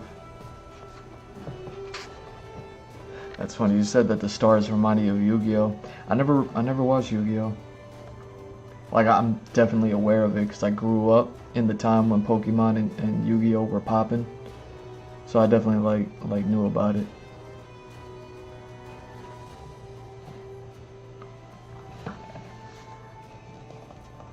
But I never watched those shows.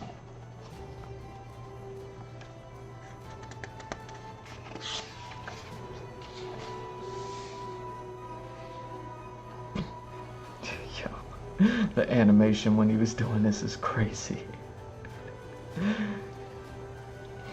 Got him looking like Cyclops over here. It's so crazy. Yeah, when they did the deep dive into the characters' backstories, I forgot about that stuff. I was like watching it brand new for the first time. Look at that.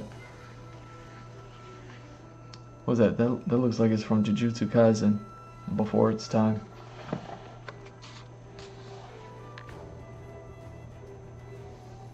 And yeah, the wonky suit. They turned him into a PlayStation 1 character.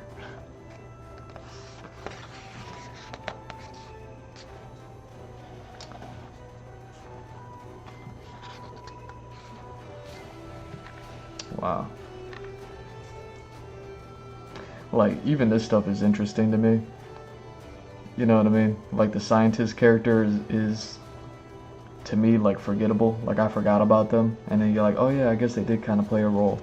And then even just to see, like, how much love and attention went into making that character as well. Just something I would have never, like, thought of when acquiring the book.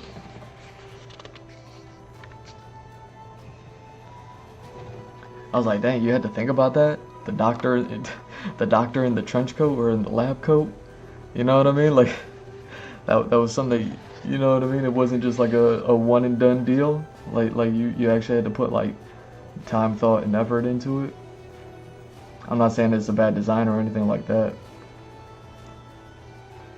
Especially by the time they start figuring out this part and they give them that weird was it the Fifth Element movie? They got Gary Oldman's character who has like that plastic thing on his head. They did the same thing with this dude. They gave him like a little plastic doctor mask. Was that like an N95?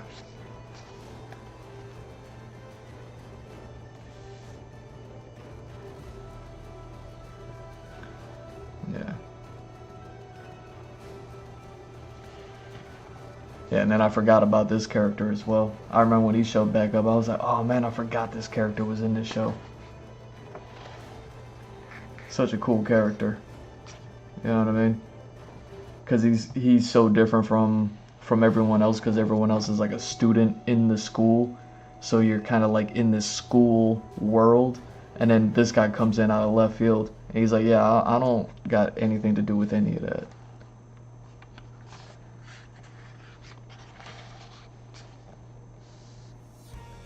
But yeah, see, I love this stuff. Like trying to figure out the robot stuff. As ridiculous as they are in this show, like it's so cool. Like even though they land on this, which is a design, you know what I mean? That's something, you know. But it's still kind of cool, you know what I mean? You never really get to see them in action in the show, I suppose. Like animated, you know, like a Gundam cartoon.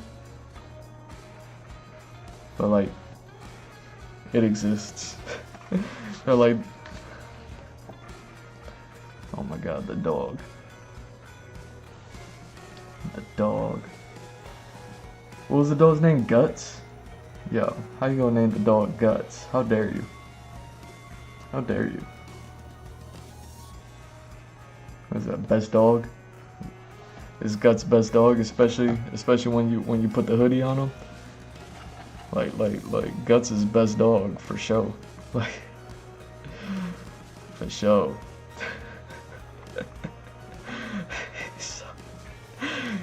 Yo. Like this stuff is cool. It's good to know that like there was like this type of energy that went into making the show. You know what I mean? Because once you get the vibe of the end result. It's like, oh, okay. I no wonder why the show was so crazy.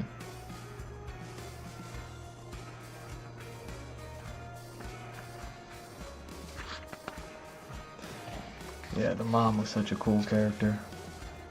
I see, that's what I mean. This eye patch is so weird. The eye patch is so weird. Like, it's so left field. There's so much going on with it. You know what I mean? To figure out all these little details. Like, that's something that I struggle with, because sometimes I want to draw something, but then I remember it's like, oh no, I don't want to make anything too detailed. Even something like this, where you know, you have like these 3 circles essentially to stylize the kanji that I guess it derived from. But then this isn't the circle, like this is actually, you know what I mean, like 5 different points. It's almost like a star shape. Like there's so much information in that. And then there's still like all this on the outside of having to get like what is this, like 7 or 8 little bumps going around and making sure that you get them right. That thing was so weird. Could have just been like an upside down heart with 4 circles in it, but they didn't do that. It was like extra, like stuff like that.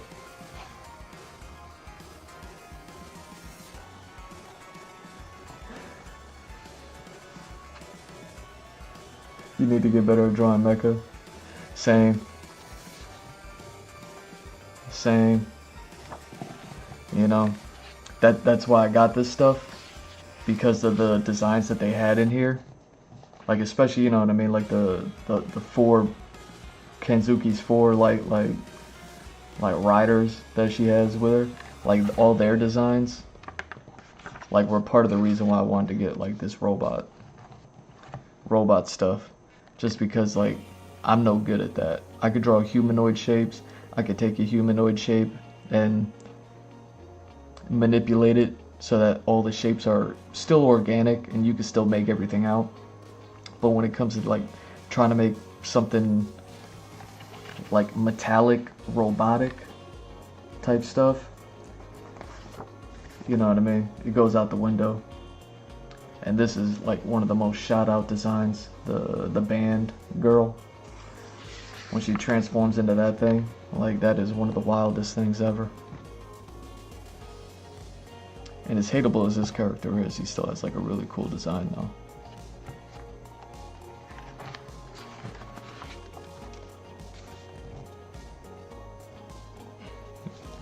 Oh my god.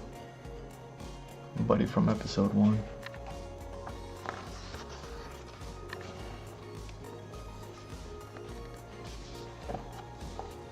Gotta get better at drawing mecha. Yeah, so I'm good with like organic shapes, but once it comes to like, hey, try to simplify it to like geometric polygon type shapes and patterns, I what I used to do was I drew too much. I drew so much like geometry that it might as well have just been like an organic shape. Like, so then I would have to like simplify it more and more and more. And then, you know what I mean? Like my hand is just too clumsy. My hand is just too clumsy to, you know what I mean, back in the day to be able to like simplify something like that.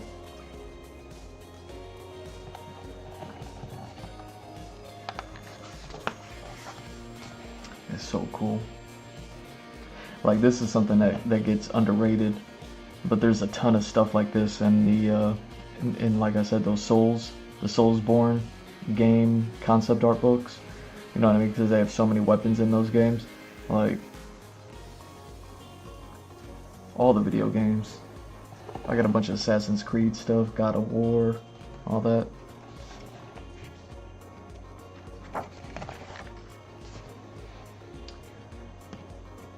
But yeah, like this is some of the coolest stuff. When they give her the extendo, they give her the extendo blade. Yo, like that's one of the coolest moments in the show. You know what I mean? She got the Sephiroth. She got the Sephiroth katana.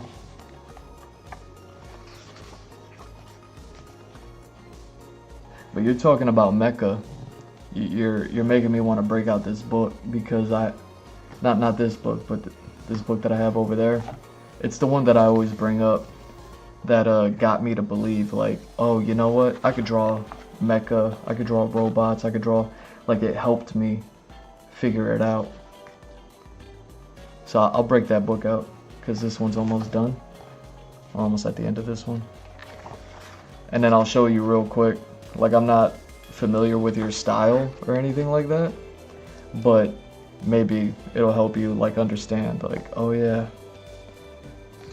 like I could see like the book helped me because it took those geometric shapes, but they like were able to make it work organically. I mean, albeit the style was like heavily shaded. So it was a whole lot of like when in doubt, black it out sort of scenarios in the designs, but still. I'll grab that book. Oh wait, you got Mako with a unicorn? What's happening here? Yo, what is this? That is straight up a My Little Pony design. Oh my god, is that where they got her legs? Oh my god. That's where they got her leg design from.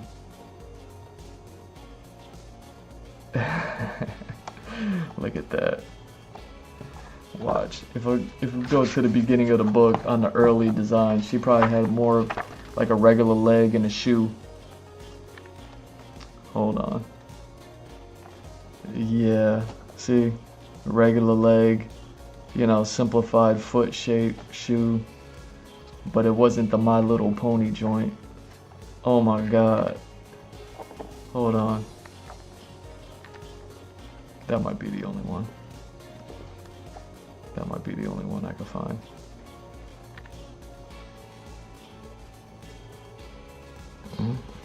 Yeah, that'll be the only one I could find. Oh my god, My Little Pony.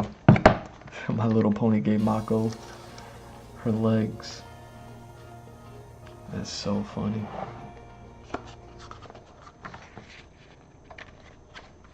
But yeah, let me grab that book. It helped me out with mecha designs, but it's not exactly.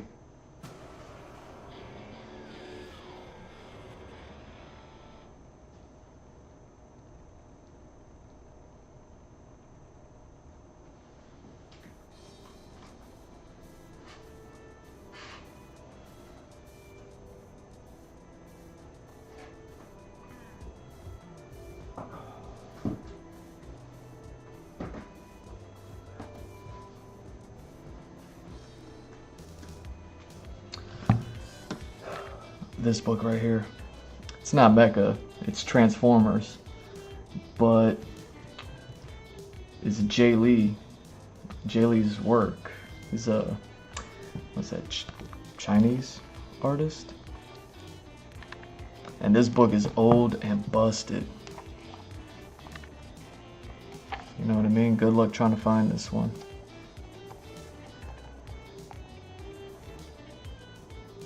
But it's got like the Transformers in there. And you can see his style.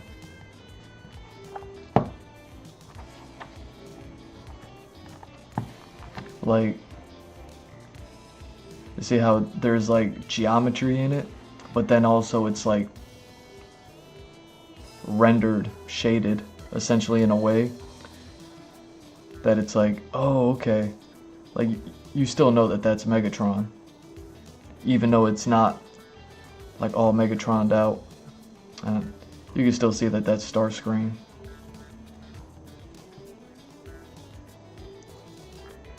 But like, everything isn't like perfect squares and perfect rectangles.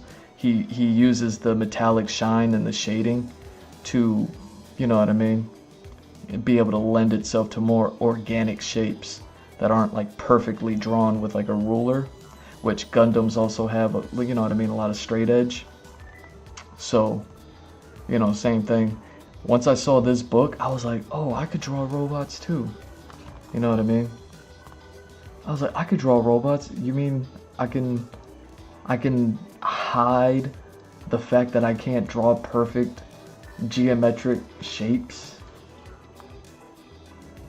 And then the other thing that he does is he has like all the wiring that hangs outside of the joints, and like, you know what I mean, like the wiring that falls out in between panels of the metal that make up their bodies and all that.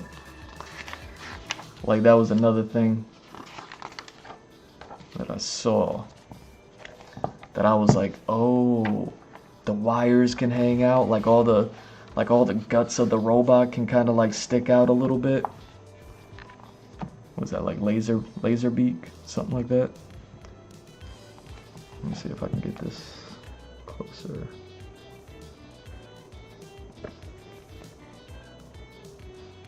So they got like laser beak right there, and it's like, you can see it's a little bit more organic, and then all the wires and everything hanging out.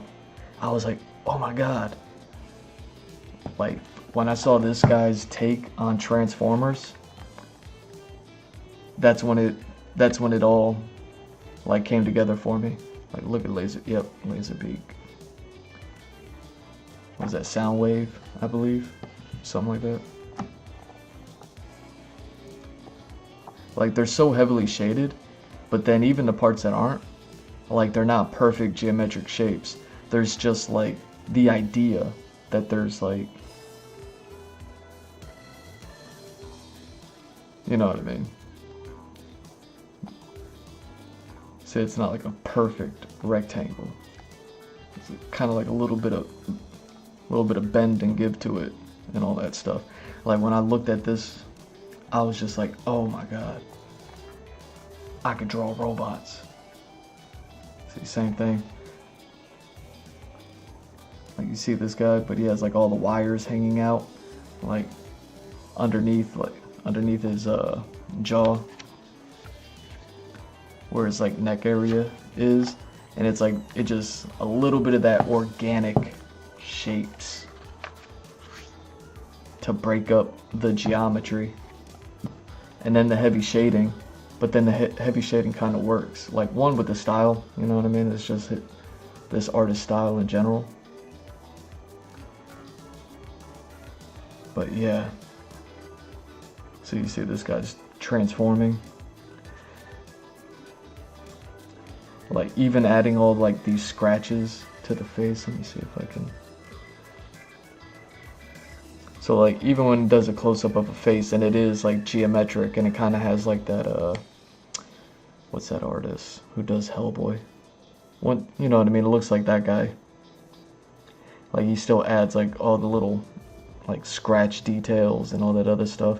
It makes the metal look like it's been going through a 1,000-year war. Like, you know what I mean? With Optimus and back on Cybertron and all that stuff. But you can see all the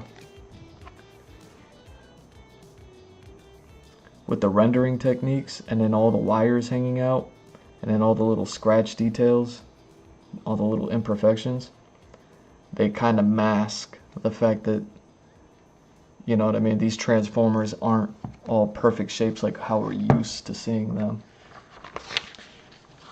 Because every other,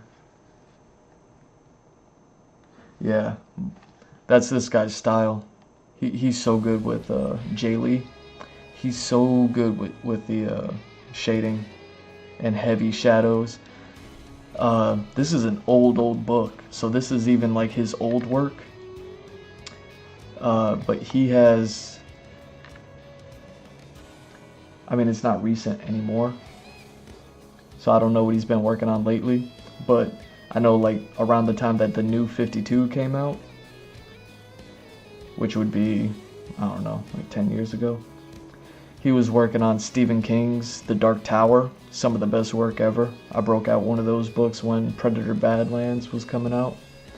And then he did Batman, Superman stuff. Like I got all those things, but I won't break them out because there's no robots in them. But yeah, just to specifically focus on the robots, like the heavy shading, the scratches to the metal, which makes sense because, you know what I mean, they're always at war, so they got to be a little bit beat up. It kind of makes sense that the metal would be kind of not perfect.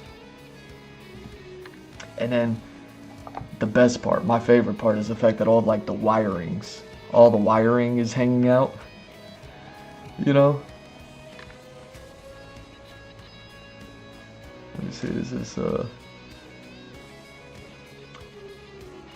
it's one of the best shots right there, one of the covers. Yeah, Snake Eyes versus I forget his name.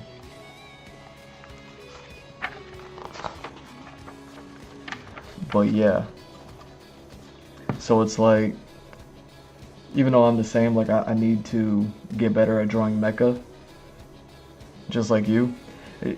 Like my goal is no longer like to try to look to see what anybody else is doing and then like try to draw that. It's like, oh, I could do my own take on it, just, you know what I mean, as long as I keep respect to the original design. But I can definitely do it. But yeah, like the heavy shadows.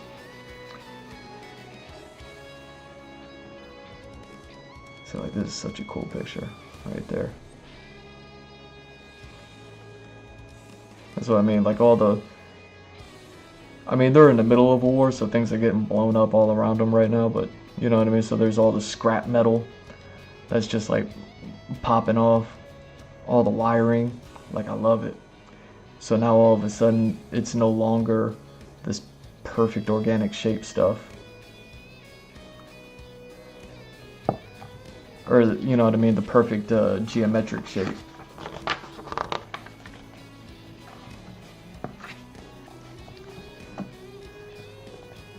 You know, something like this. Try to make sure that the glare that I see and the glare that the camera picks up is different. But like stuff like the hand, seeing that the hand kind of can move, you know what I mean, organically. Like the fingers aren't all like perfectly like this one, this one, this one, this one. Like they all kind of roll around like a regular hand, or like a human hand does. It's like, oh, I was like, I get it. I get it. And then, yeah, always Snake Eyes and Storm Shadow. They always gotta fight. You gotta do it.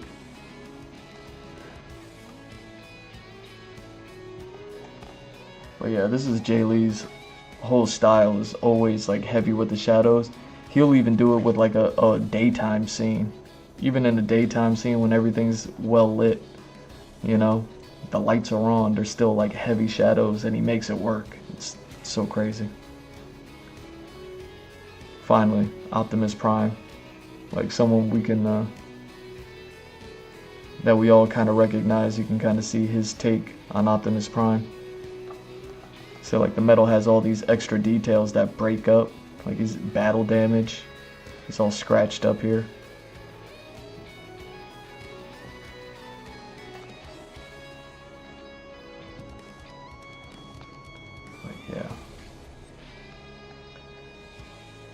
Bumblebee. See, like he doesn't look necessarily like a Transformer. He looks like a person wearing a helmet, wearing armor. You know what I mean? Like he almost looks like the Shredder or something from like Ninja Turtles here. But it's like, oh no, that's Optimus, like, because he hit all the points, all the design elements that he needs. The smooth mass, the four more kind of like rectangular horns, but they're not like perfect. I saw this stuff and I was just like, oh my god. I was like, I need to get this book. I need to see everything, because I think, like, I only saw like the covers online, and like seeing the covers, even though they're like super cool, I was like, I need more. I need more.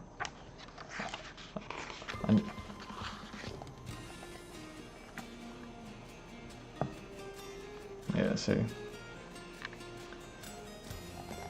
Megatron.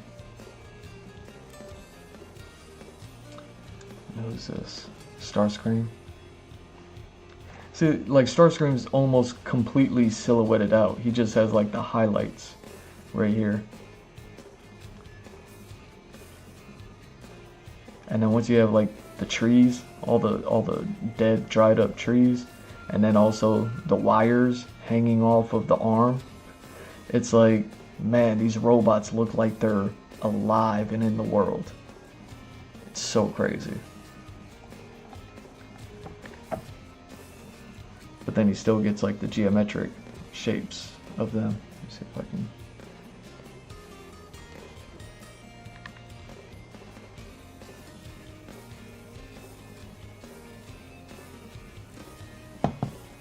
It's like, man, just figured it out. Even Destro, you know, because Destro has like that metallic face.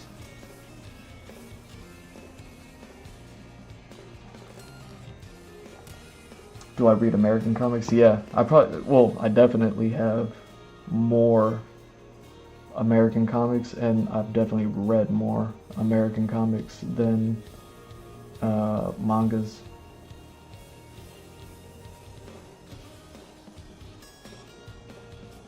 Hellboy, yeah, that's the stuff I was saying. I forget the artist's name, but I have some of that artist's work as well.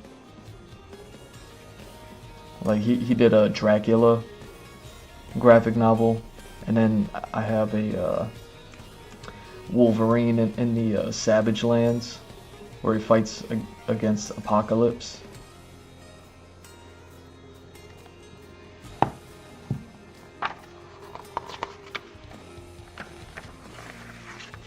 From that artist, the Hellboy artist. And see, this is what's cool about the Transformers, like in this style, is that, yeah, I think it's a World War I timeline in this story. So everything is kind of World War I, World War II-ish, and all of the, you know, the tanks and planes that the Transformers are transforming their, you know what I mean, modeling off of. Like, the metals on those aren't perfect geometry. Everything always has like a little bend in shape, and everything is plated and all that other, you know what I mean? All that from those times. So then the Transformers kind of mimic that whole thing. Ravage, that's his name. So you can see Ravage. Like, he still has a bit of that geometric shape to him, you know, but with all the wiring hanging off. And then like shapes like this that aren't perfect, you know, shapes like the shoulder there. It's like, oh man. It's like, I was like, I got it. I could draw robots. Oh, Megatron looks so mean right here. Megatron looks so mean.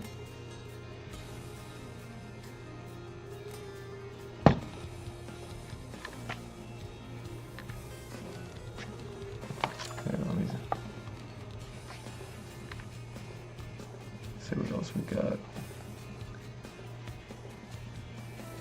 Yeah, they just look cool. You know what I mean? Like Spawn will look like that a lot too, with the heavy shading and all you see is the eyes.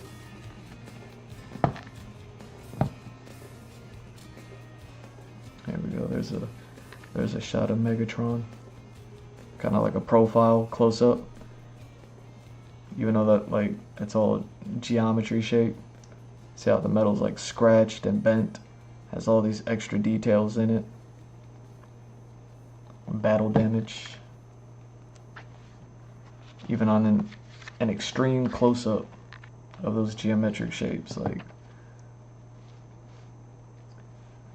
yeah, Ravage and Storm Shadow teaming up against Snake Eyes. Poor Snake Eyes.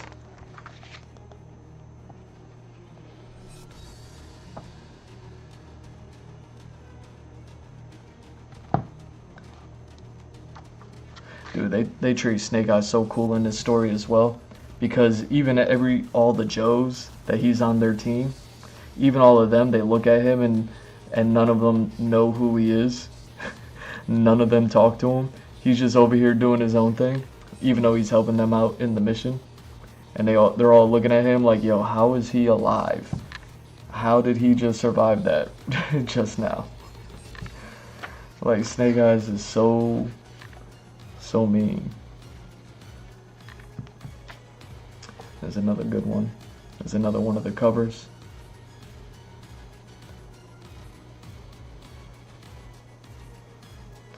I forget their names. That might be like Blockade and Barricade or something like that team up. But yeah, like seeing this stuff, I was like, oh, I got it. So yeah, man. You can get better at drawing mecha as well. You know what I mean? Just find your own style.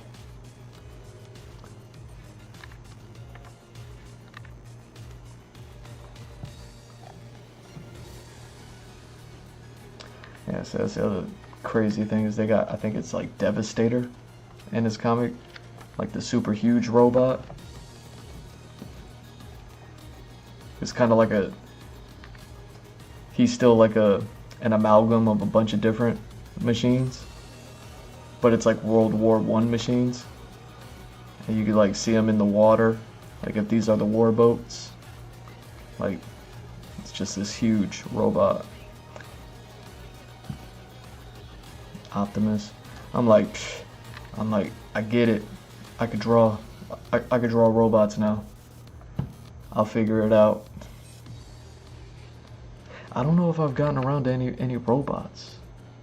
Like as far as like my concepts go. I don't know if I've gotten around. I only have the one character with the cybernetic arm. That I got to kind of dabble around with the robot stuff a little bit.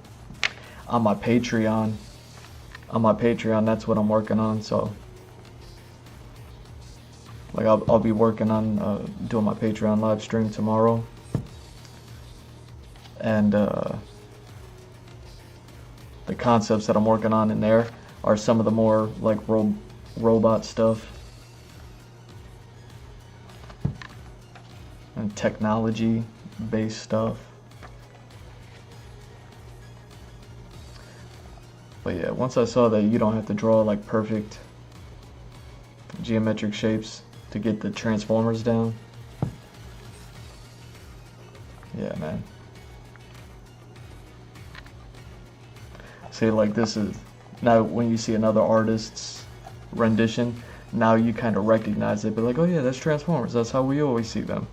You see how there's like no heavy shadows, everything is seen, all the shapes are so pretty perfect, there's no battle damage or scratches on any of them. Like the difference is jarring. See what I mean? Like they look like the toys.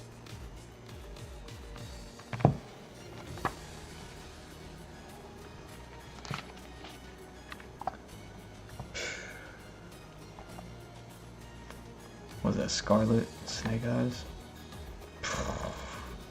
World War One Scarlet, World War One Snake Eyes. And then yeah, they got a bunch of the toy designs and all that stuff from like the cartoons and all that.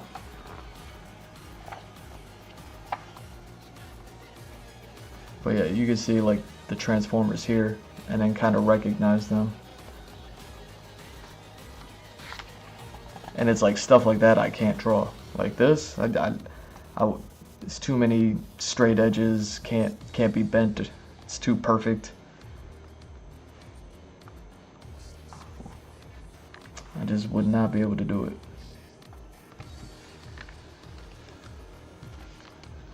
But this right here, all day.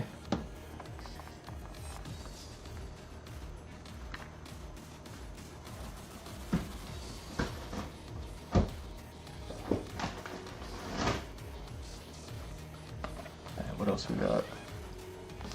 We got book 3.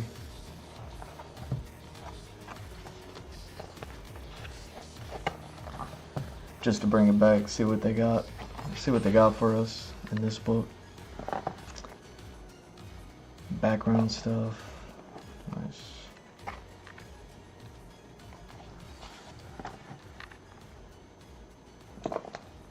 Yeah, see, this is part 3. This is where the story gets crazy.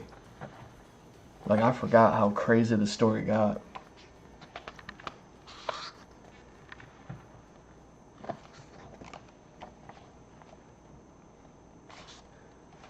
You know, like so much happens in Kill la Kill.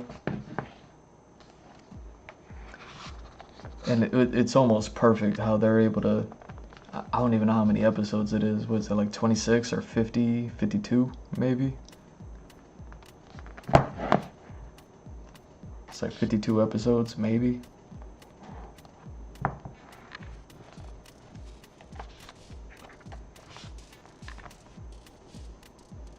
But like, yeah, Ryoko, whatever it is, like her going bad and her evil form.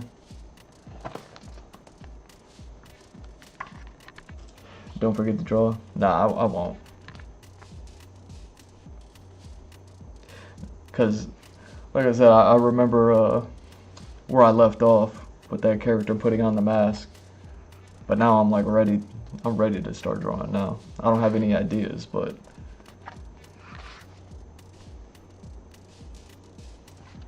my hand is itching. See, like even stuff like this. Just looking at the Transformers, like how all these shapes are a little bit imperfect. I was like, okay, I get it. I could draw robot stuff.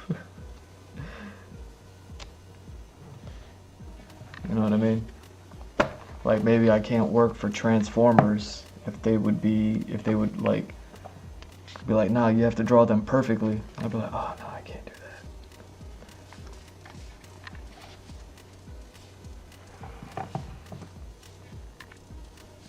that. See, this was the design where they gave her the rocket boosters on the leg. So cool.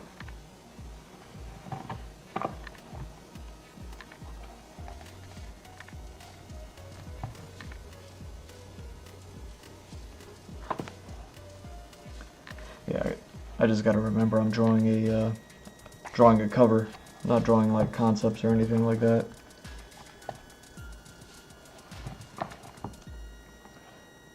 And I still don't know what I want to put on the cover. Like I almost feel like the main character is obvious, right?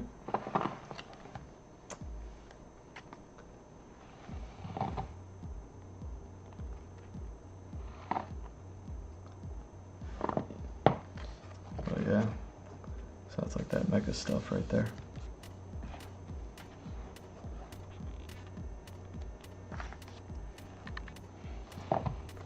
There we go. A little bit of a finished render. And that's another thing, like taken straight out of like X-Men, like Cable and Colossus. They have those metal arms, spiral. So you just have like the plated, banded metal, but it's all in the shape of the organic shape of the body. I was like, oh, okay. I get it. I could draw a robot.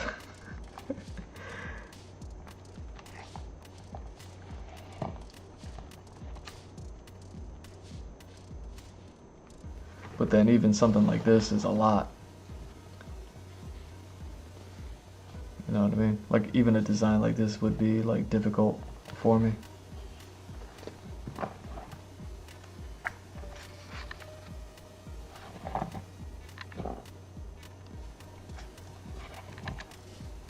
Yeah. Dang, that's crazy. Straight up got him looking like Conan or He-Man.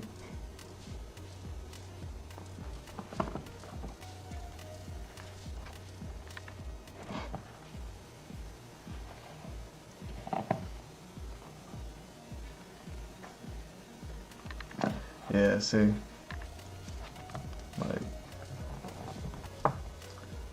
you know, this has got to be one of my favorite pages right here.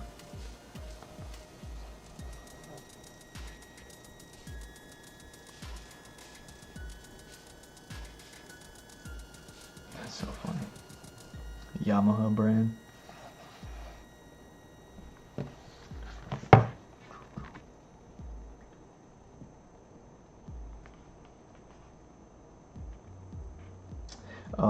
You bounced up. Well, it was good chatting.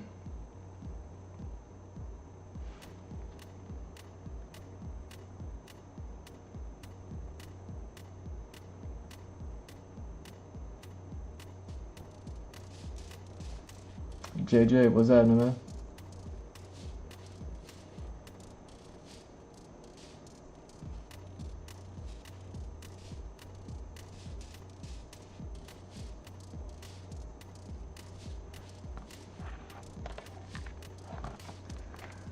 How's it going, JJ? Let me see.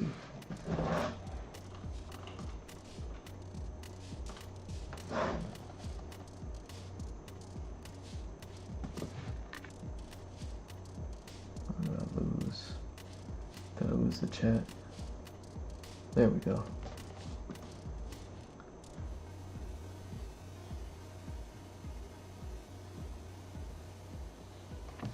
Yeah.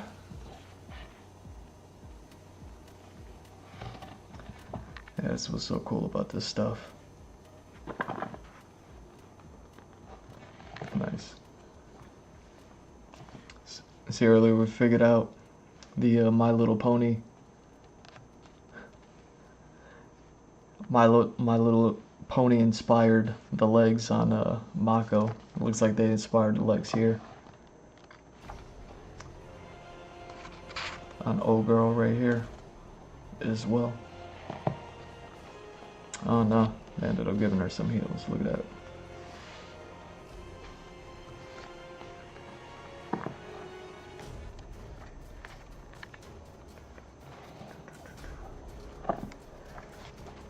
But yeah, I should start drawing. We go through 4 books.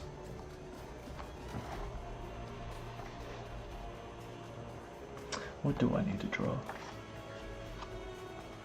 Cover, some characters. Maybe all the characters.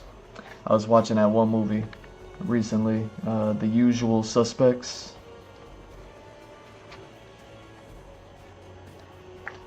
And the cover of that movie is all of them lined up in the prison for the do they call it the lineup? Where they line all the criminals up and then somebody's got to point them out and be like, yeah, that's them.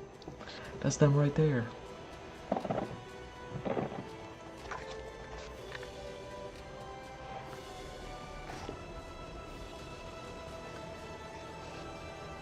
Alright, maybe a little bit of something like that.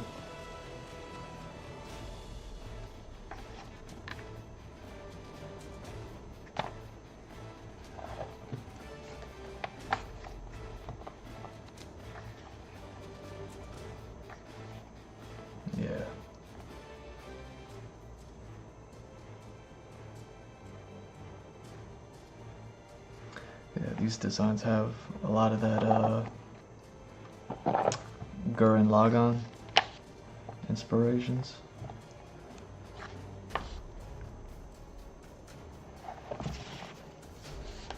Like the motorcycle or the trike.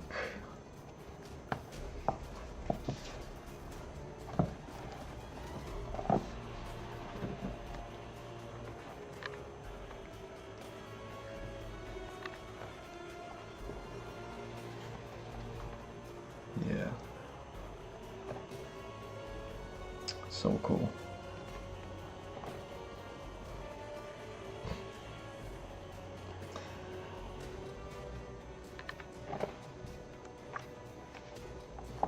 Yeah, they went ham with the band girl.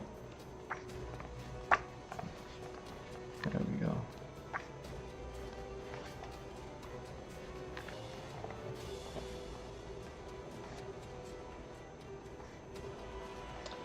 Special guests.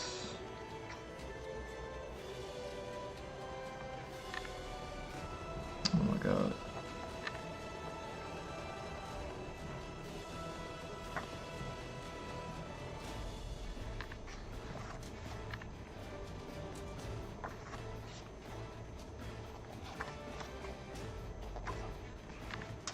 Alright, let's draw. How you doing, JJ?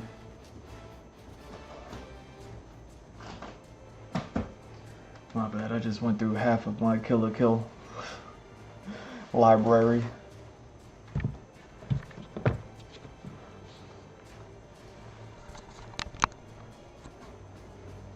me see. Oh yeah, I need to get the camera back over.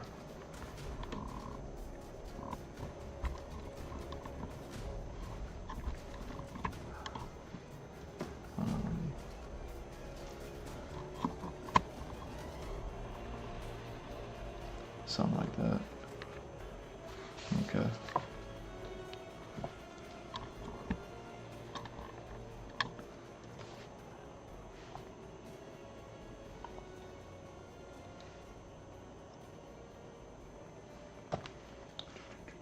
All right. I think that's good.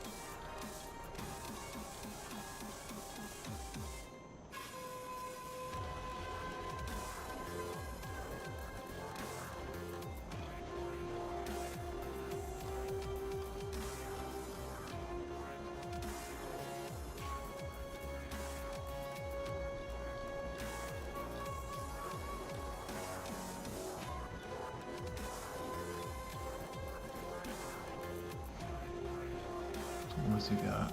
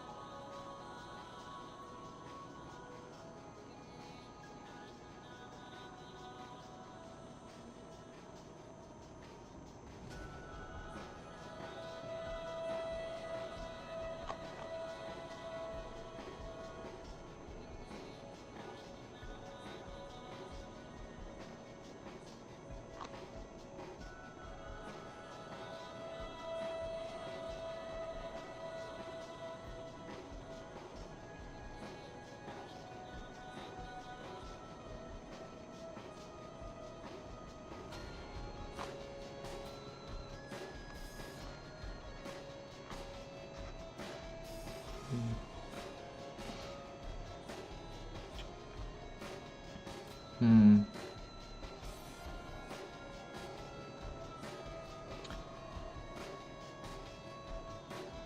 That's the difference. Okay.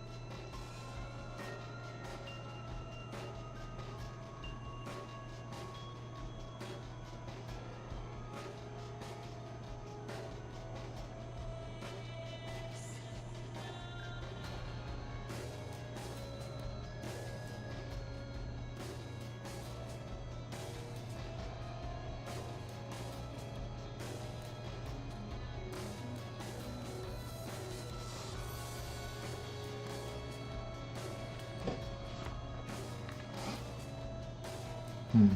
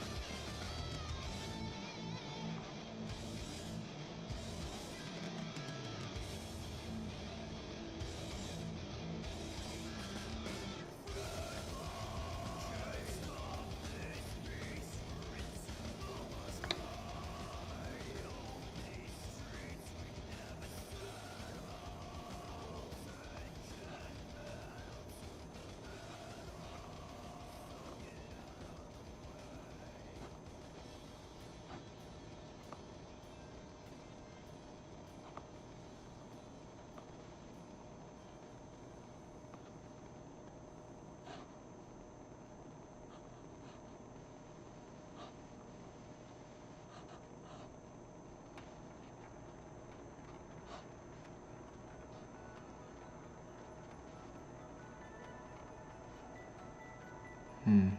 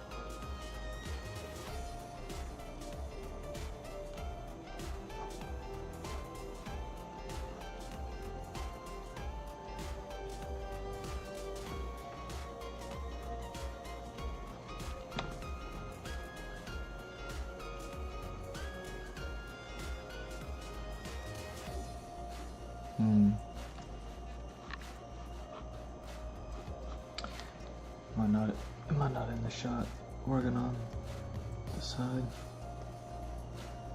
Oh, barely.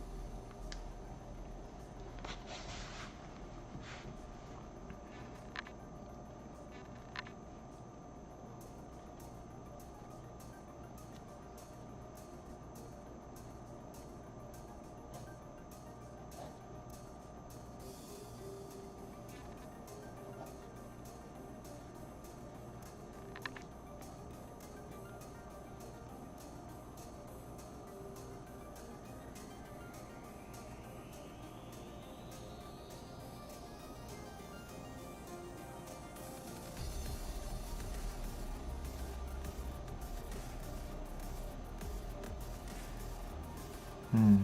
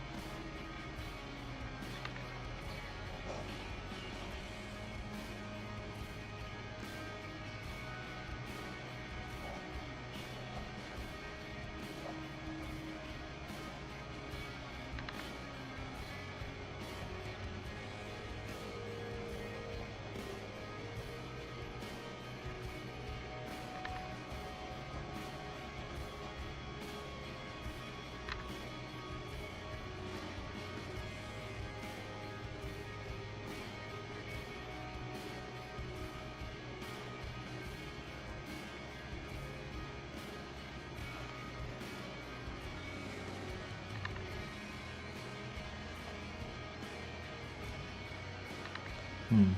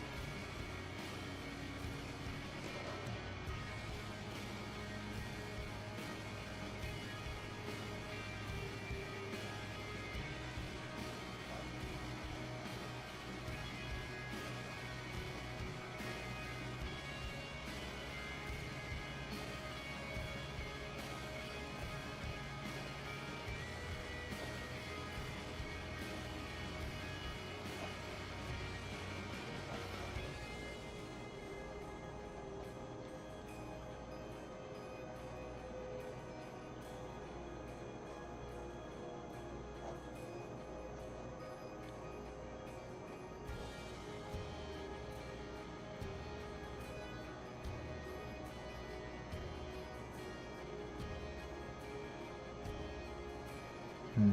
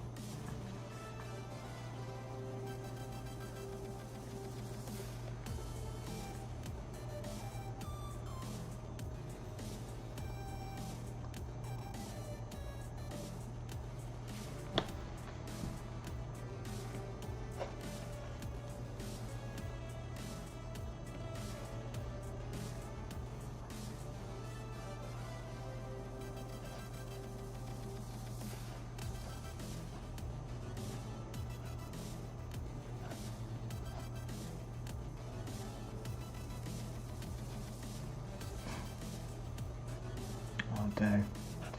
Totally forgot they found a new dinosaur with the scales still intact. It's crazy. Crazy how much the scales, when they find them intact, they look like them birds. Them bird skins after you pluck the feathers. Like all that bumpy skin.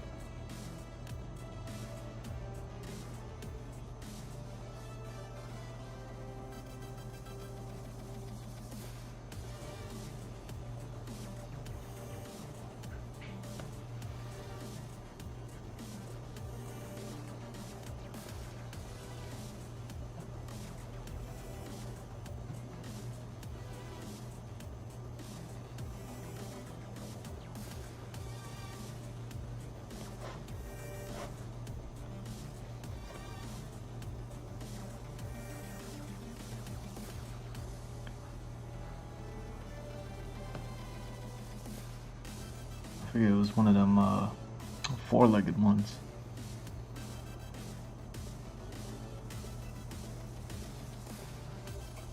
Kind of looked something like a capybara, but it was except it's a dinosaur, like one of them ones.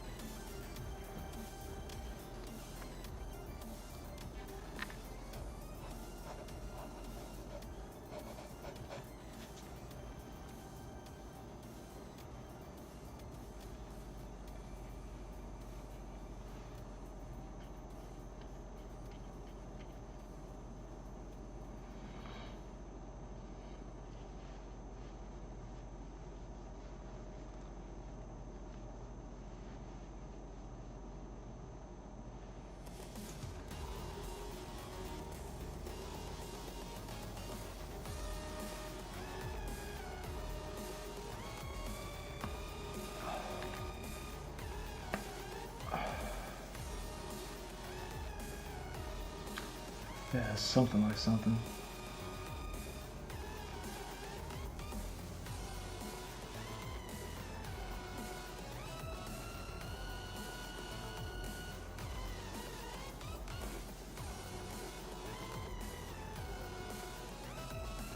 Hmm.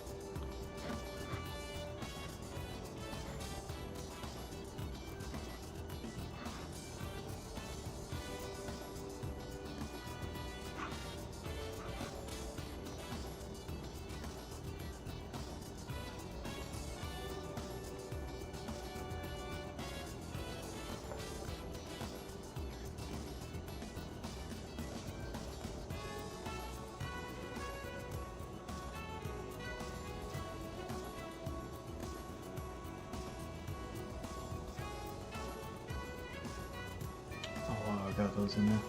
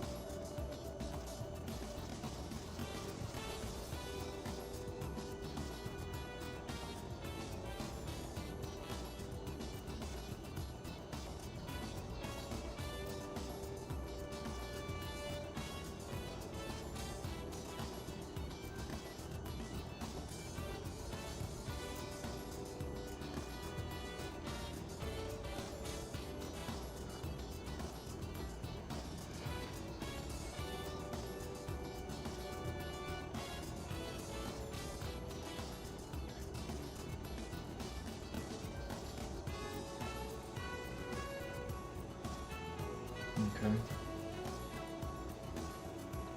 I'm just checking the pages to make sure like scaling is okay.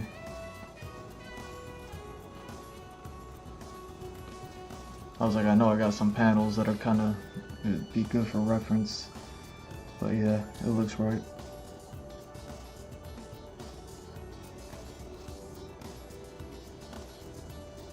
There we go. Yeah.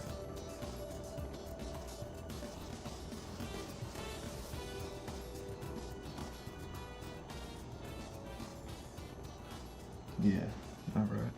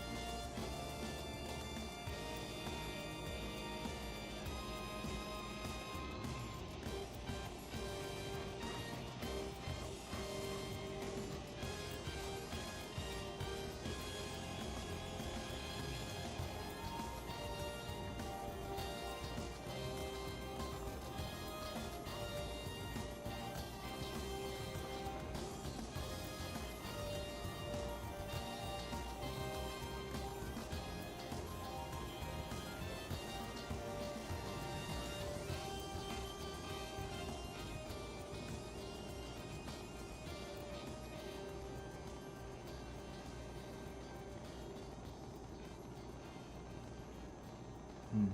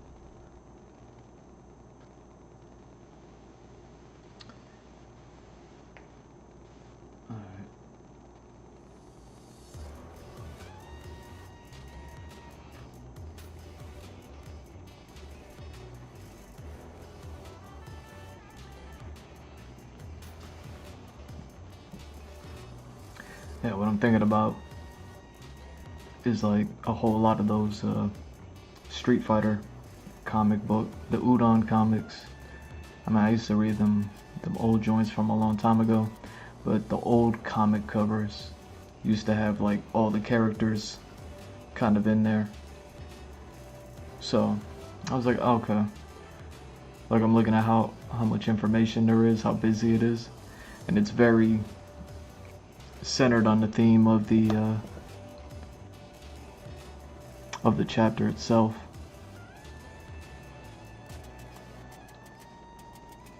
But you know what I mean? Like minor differences.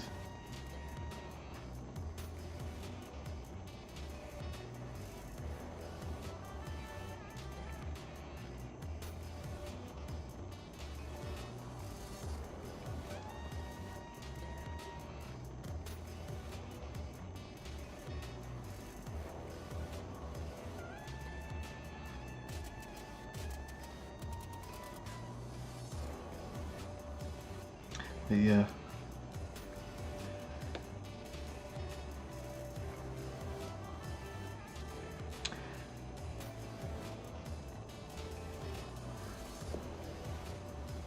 Another thing I was thinking about at the beginning, top of the stream, I was thinking about the One Piece, like color spreads on One Piece. And those get a little bit too crazy for my liking. Like I like it for One Piece, like it, you know what I mean? They're great, they're beautiful. But I mean, like as far as like me trying to pull something like that off, like that's like a whole thing. Every time he does one of those things, 10 characters minimum. Anytime he pulls off one of them color spreads, and they're all always doing something, you know.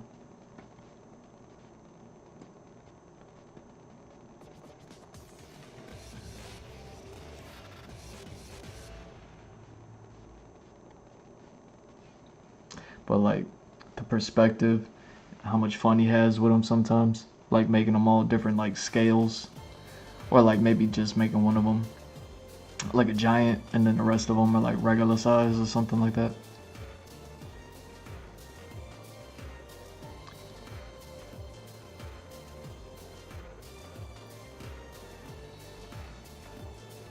I could try something.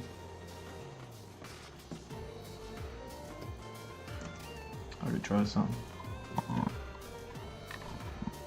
Oh wait. I'm on the wrong. There we go.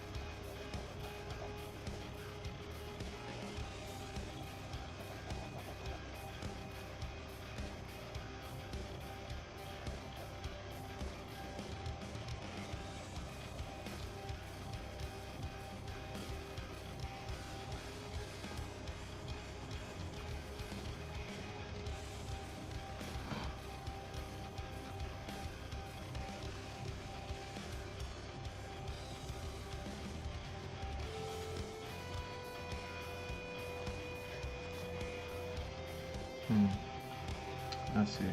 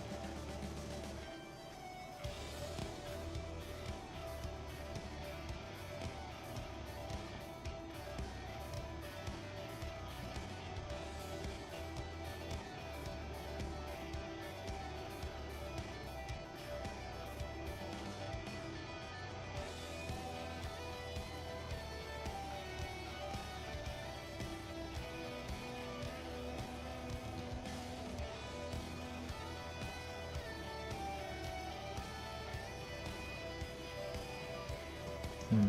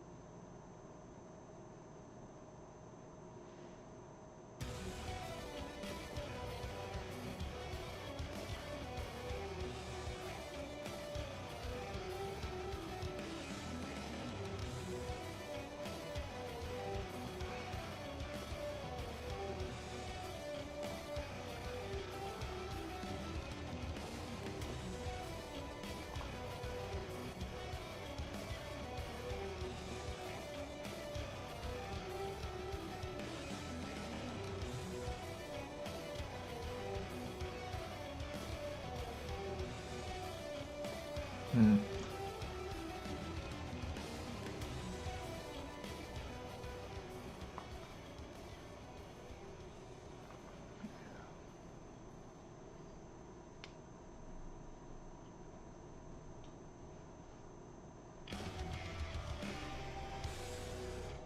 So not necessary.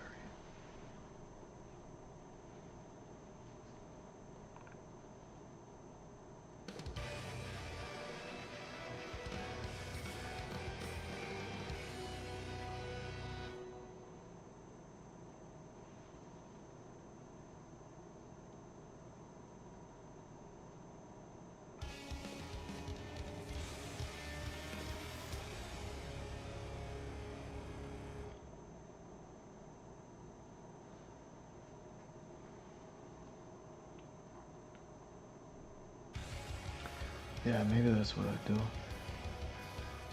Cause I'm kind of cool with that one. I didn't know. I didn't know. I didn't think. Just drawing the characters.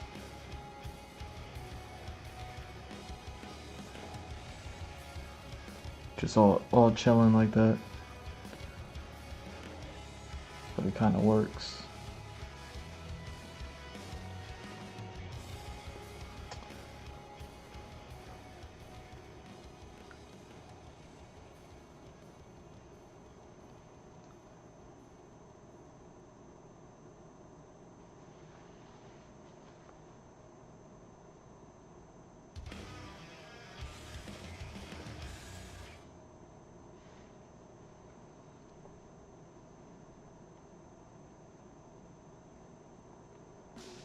Hmm.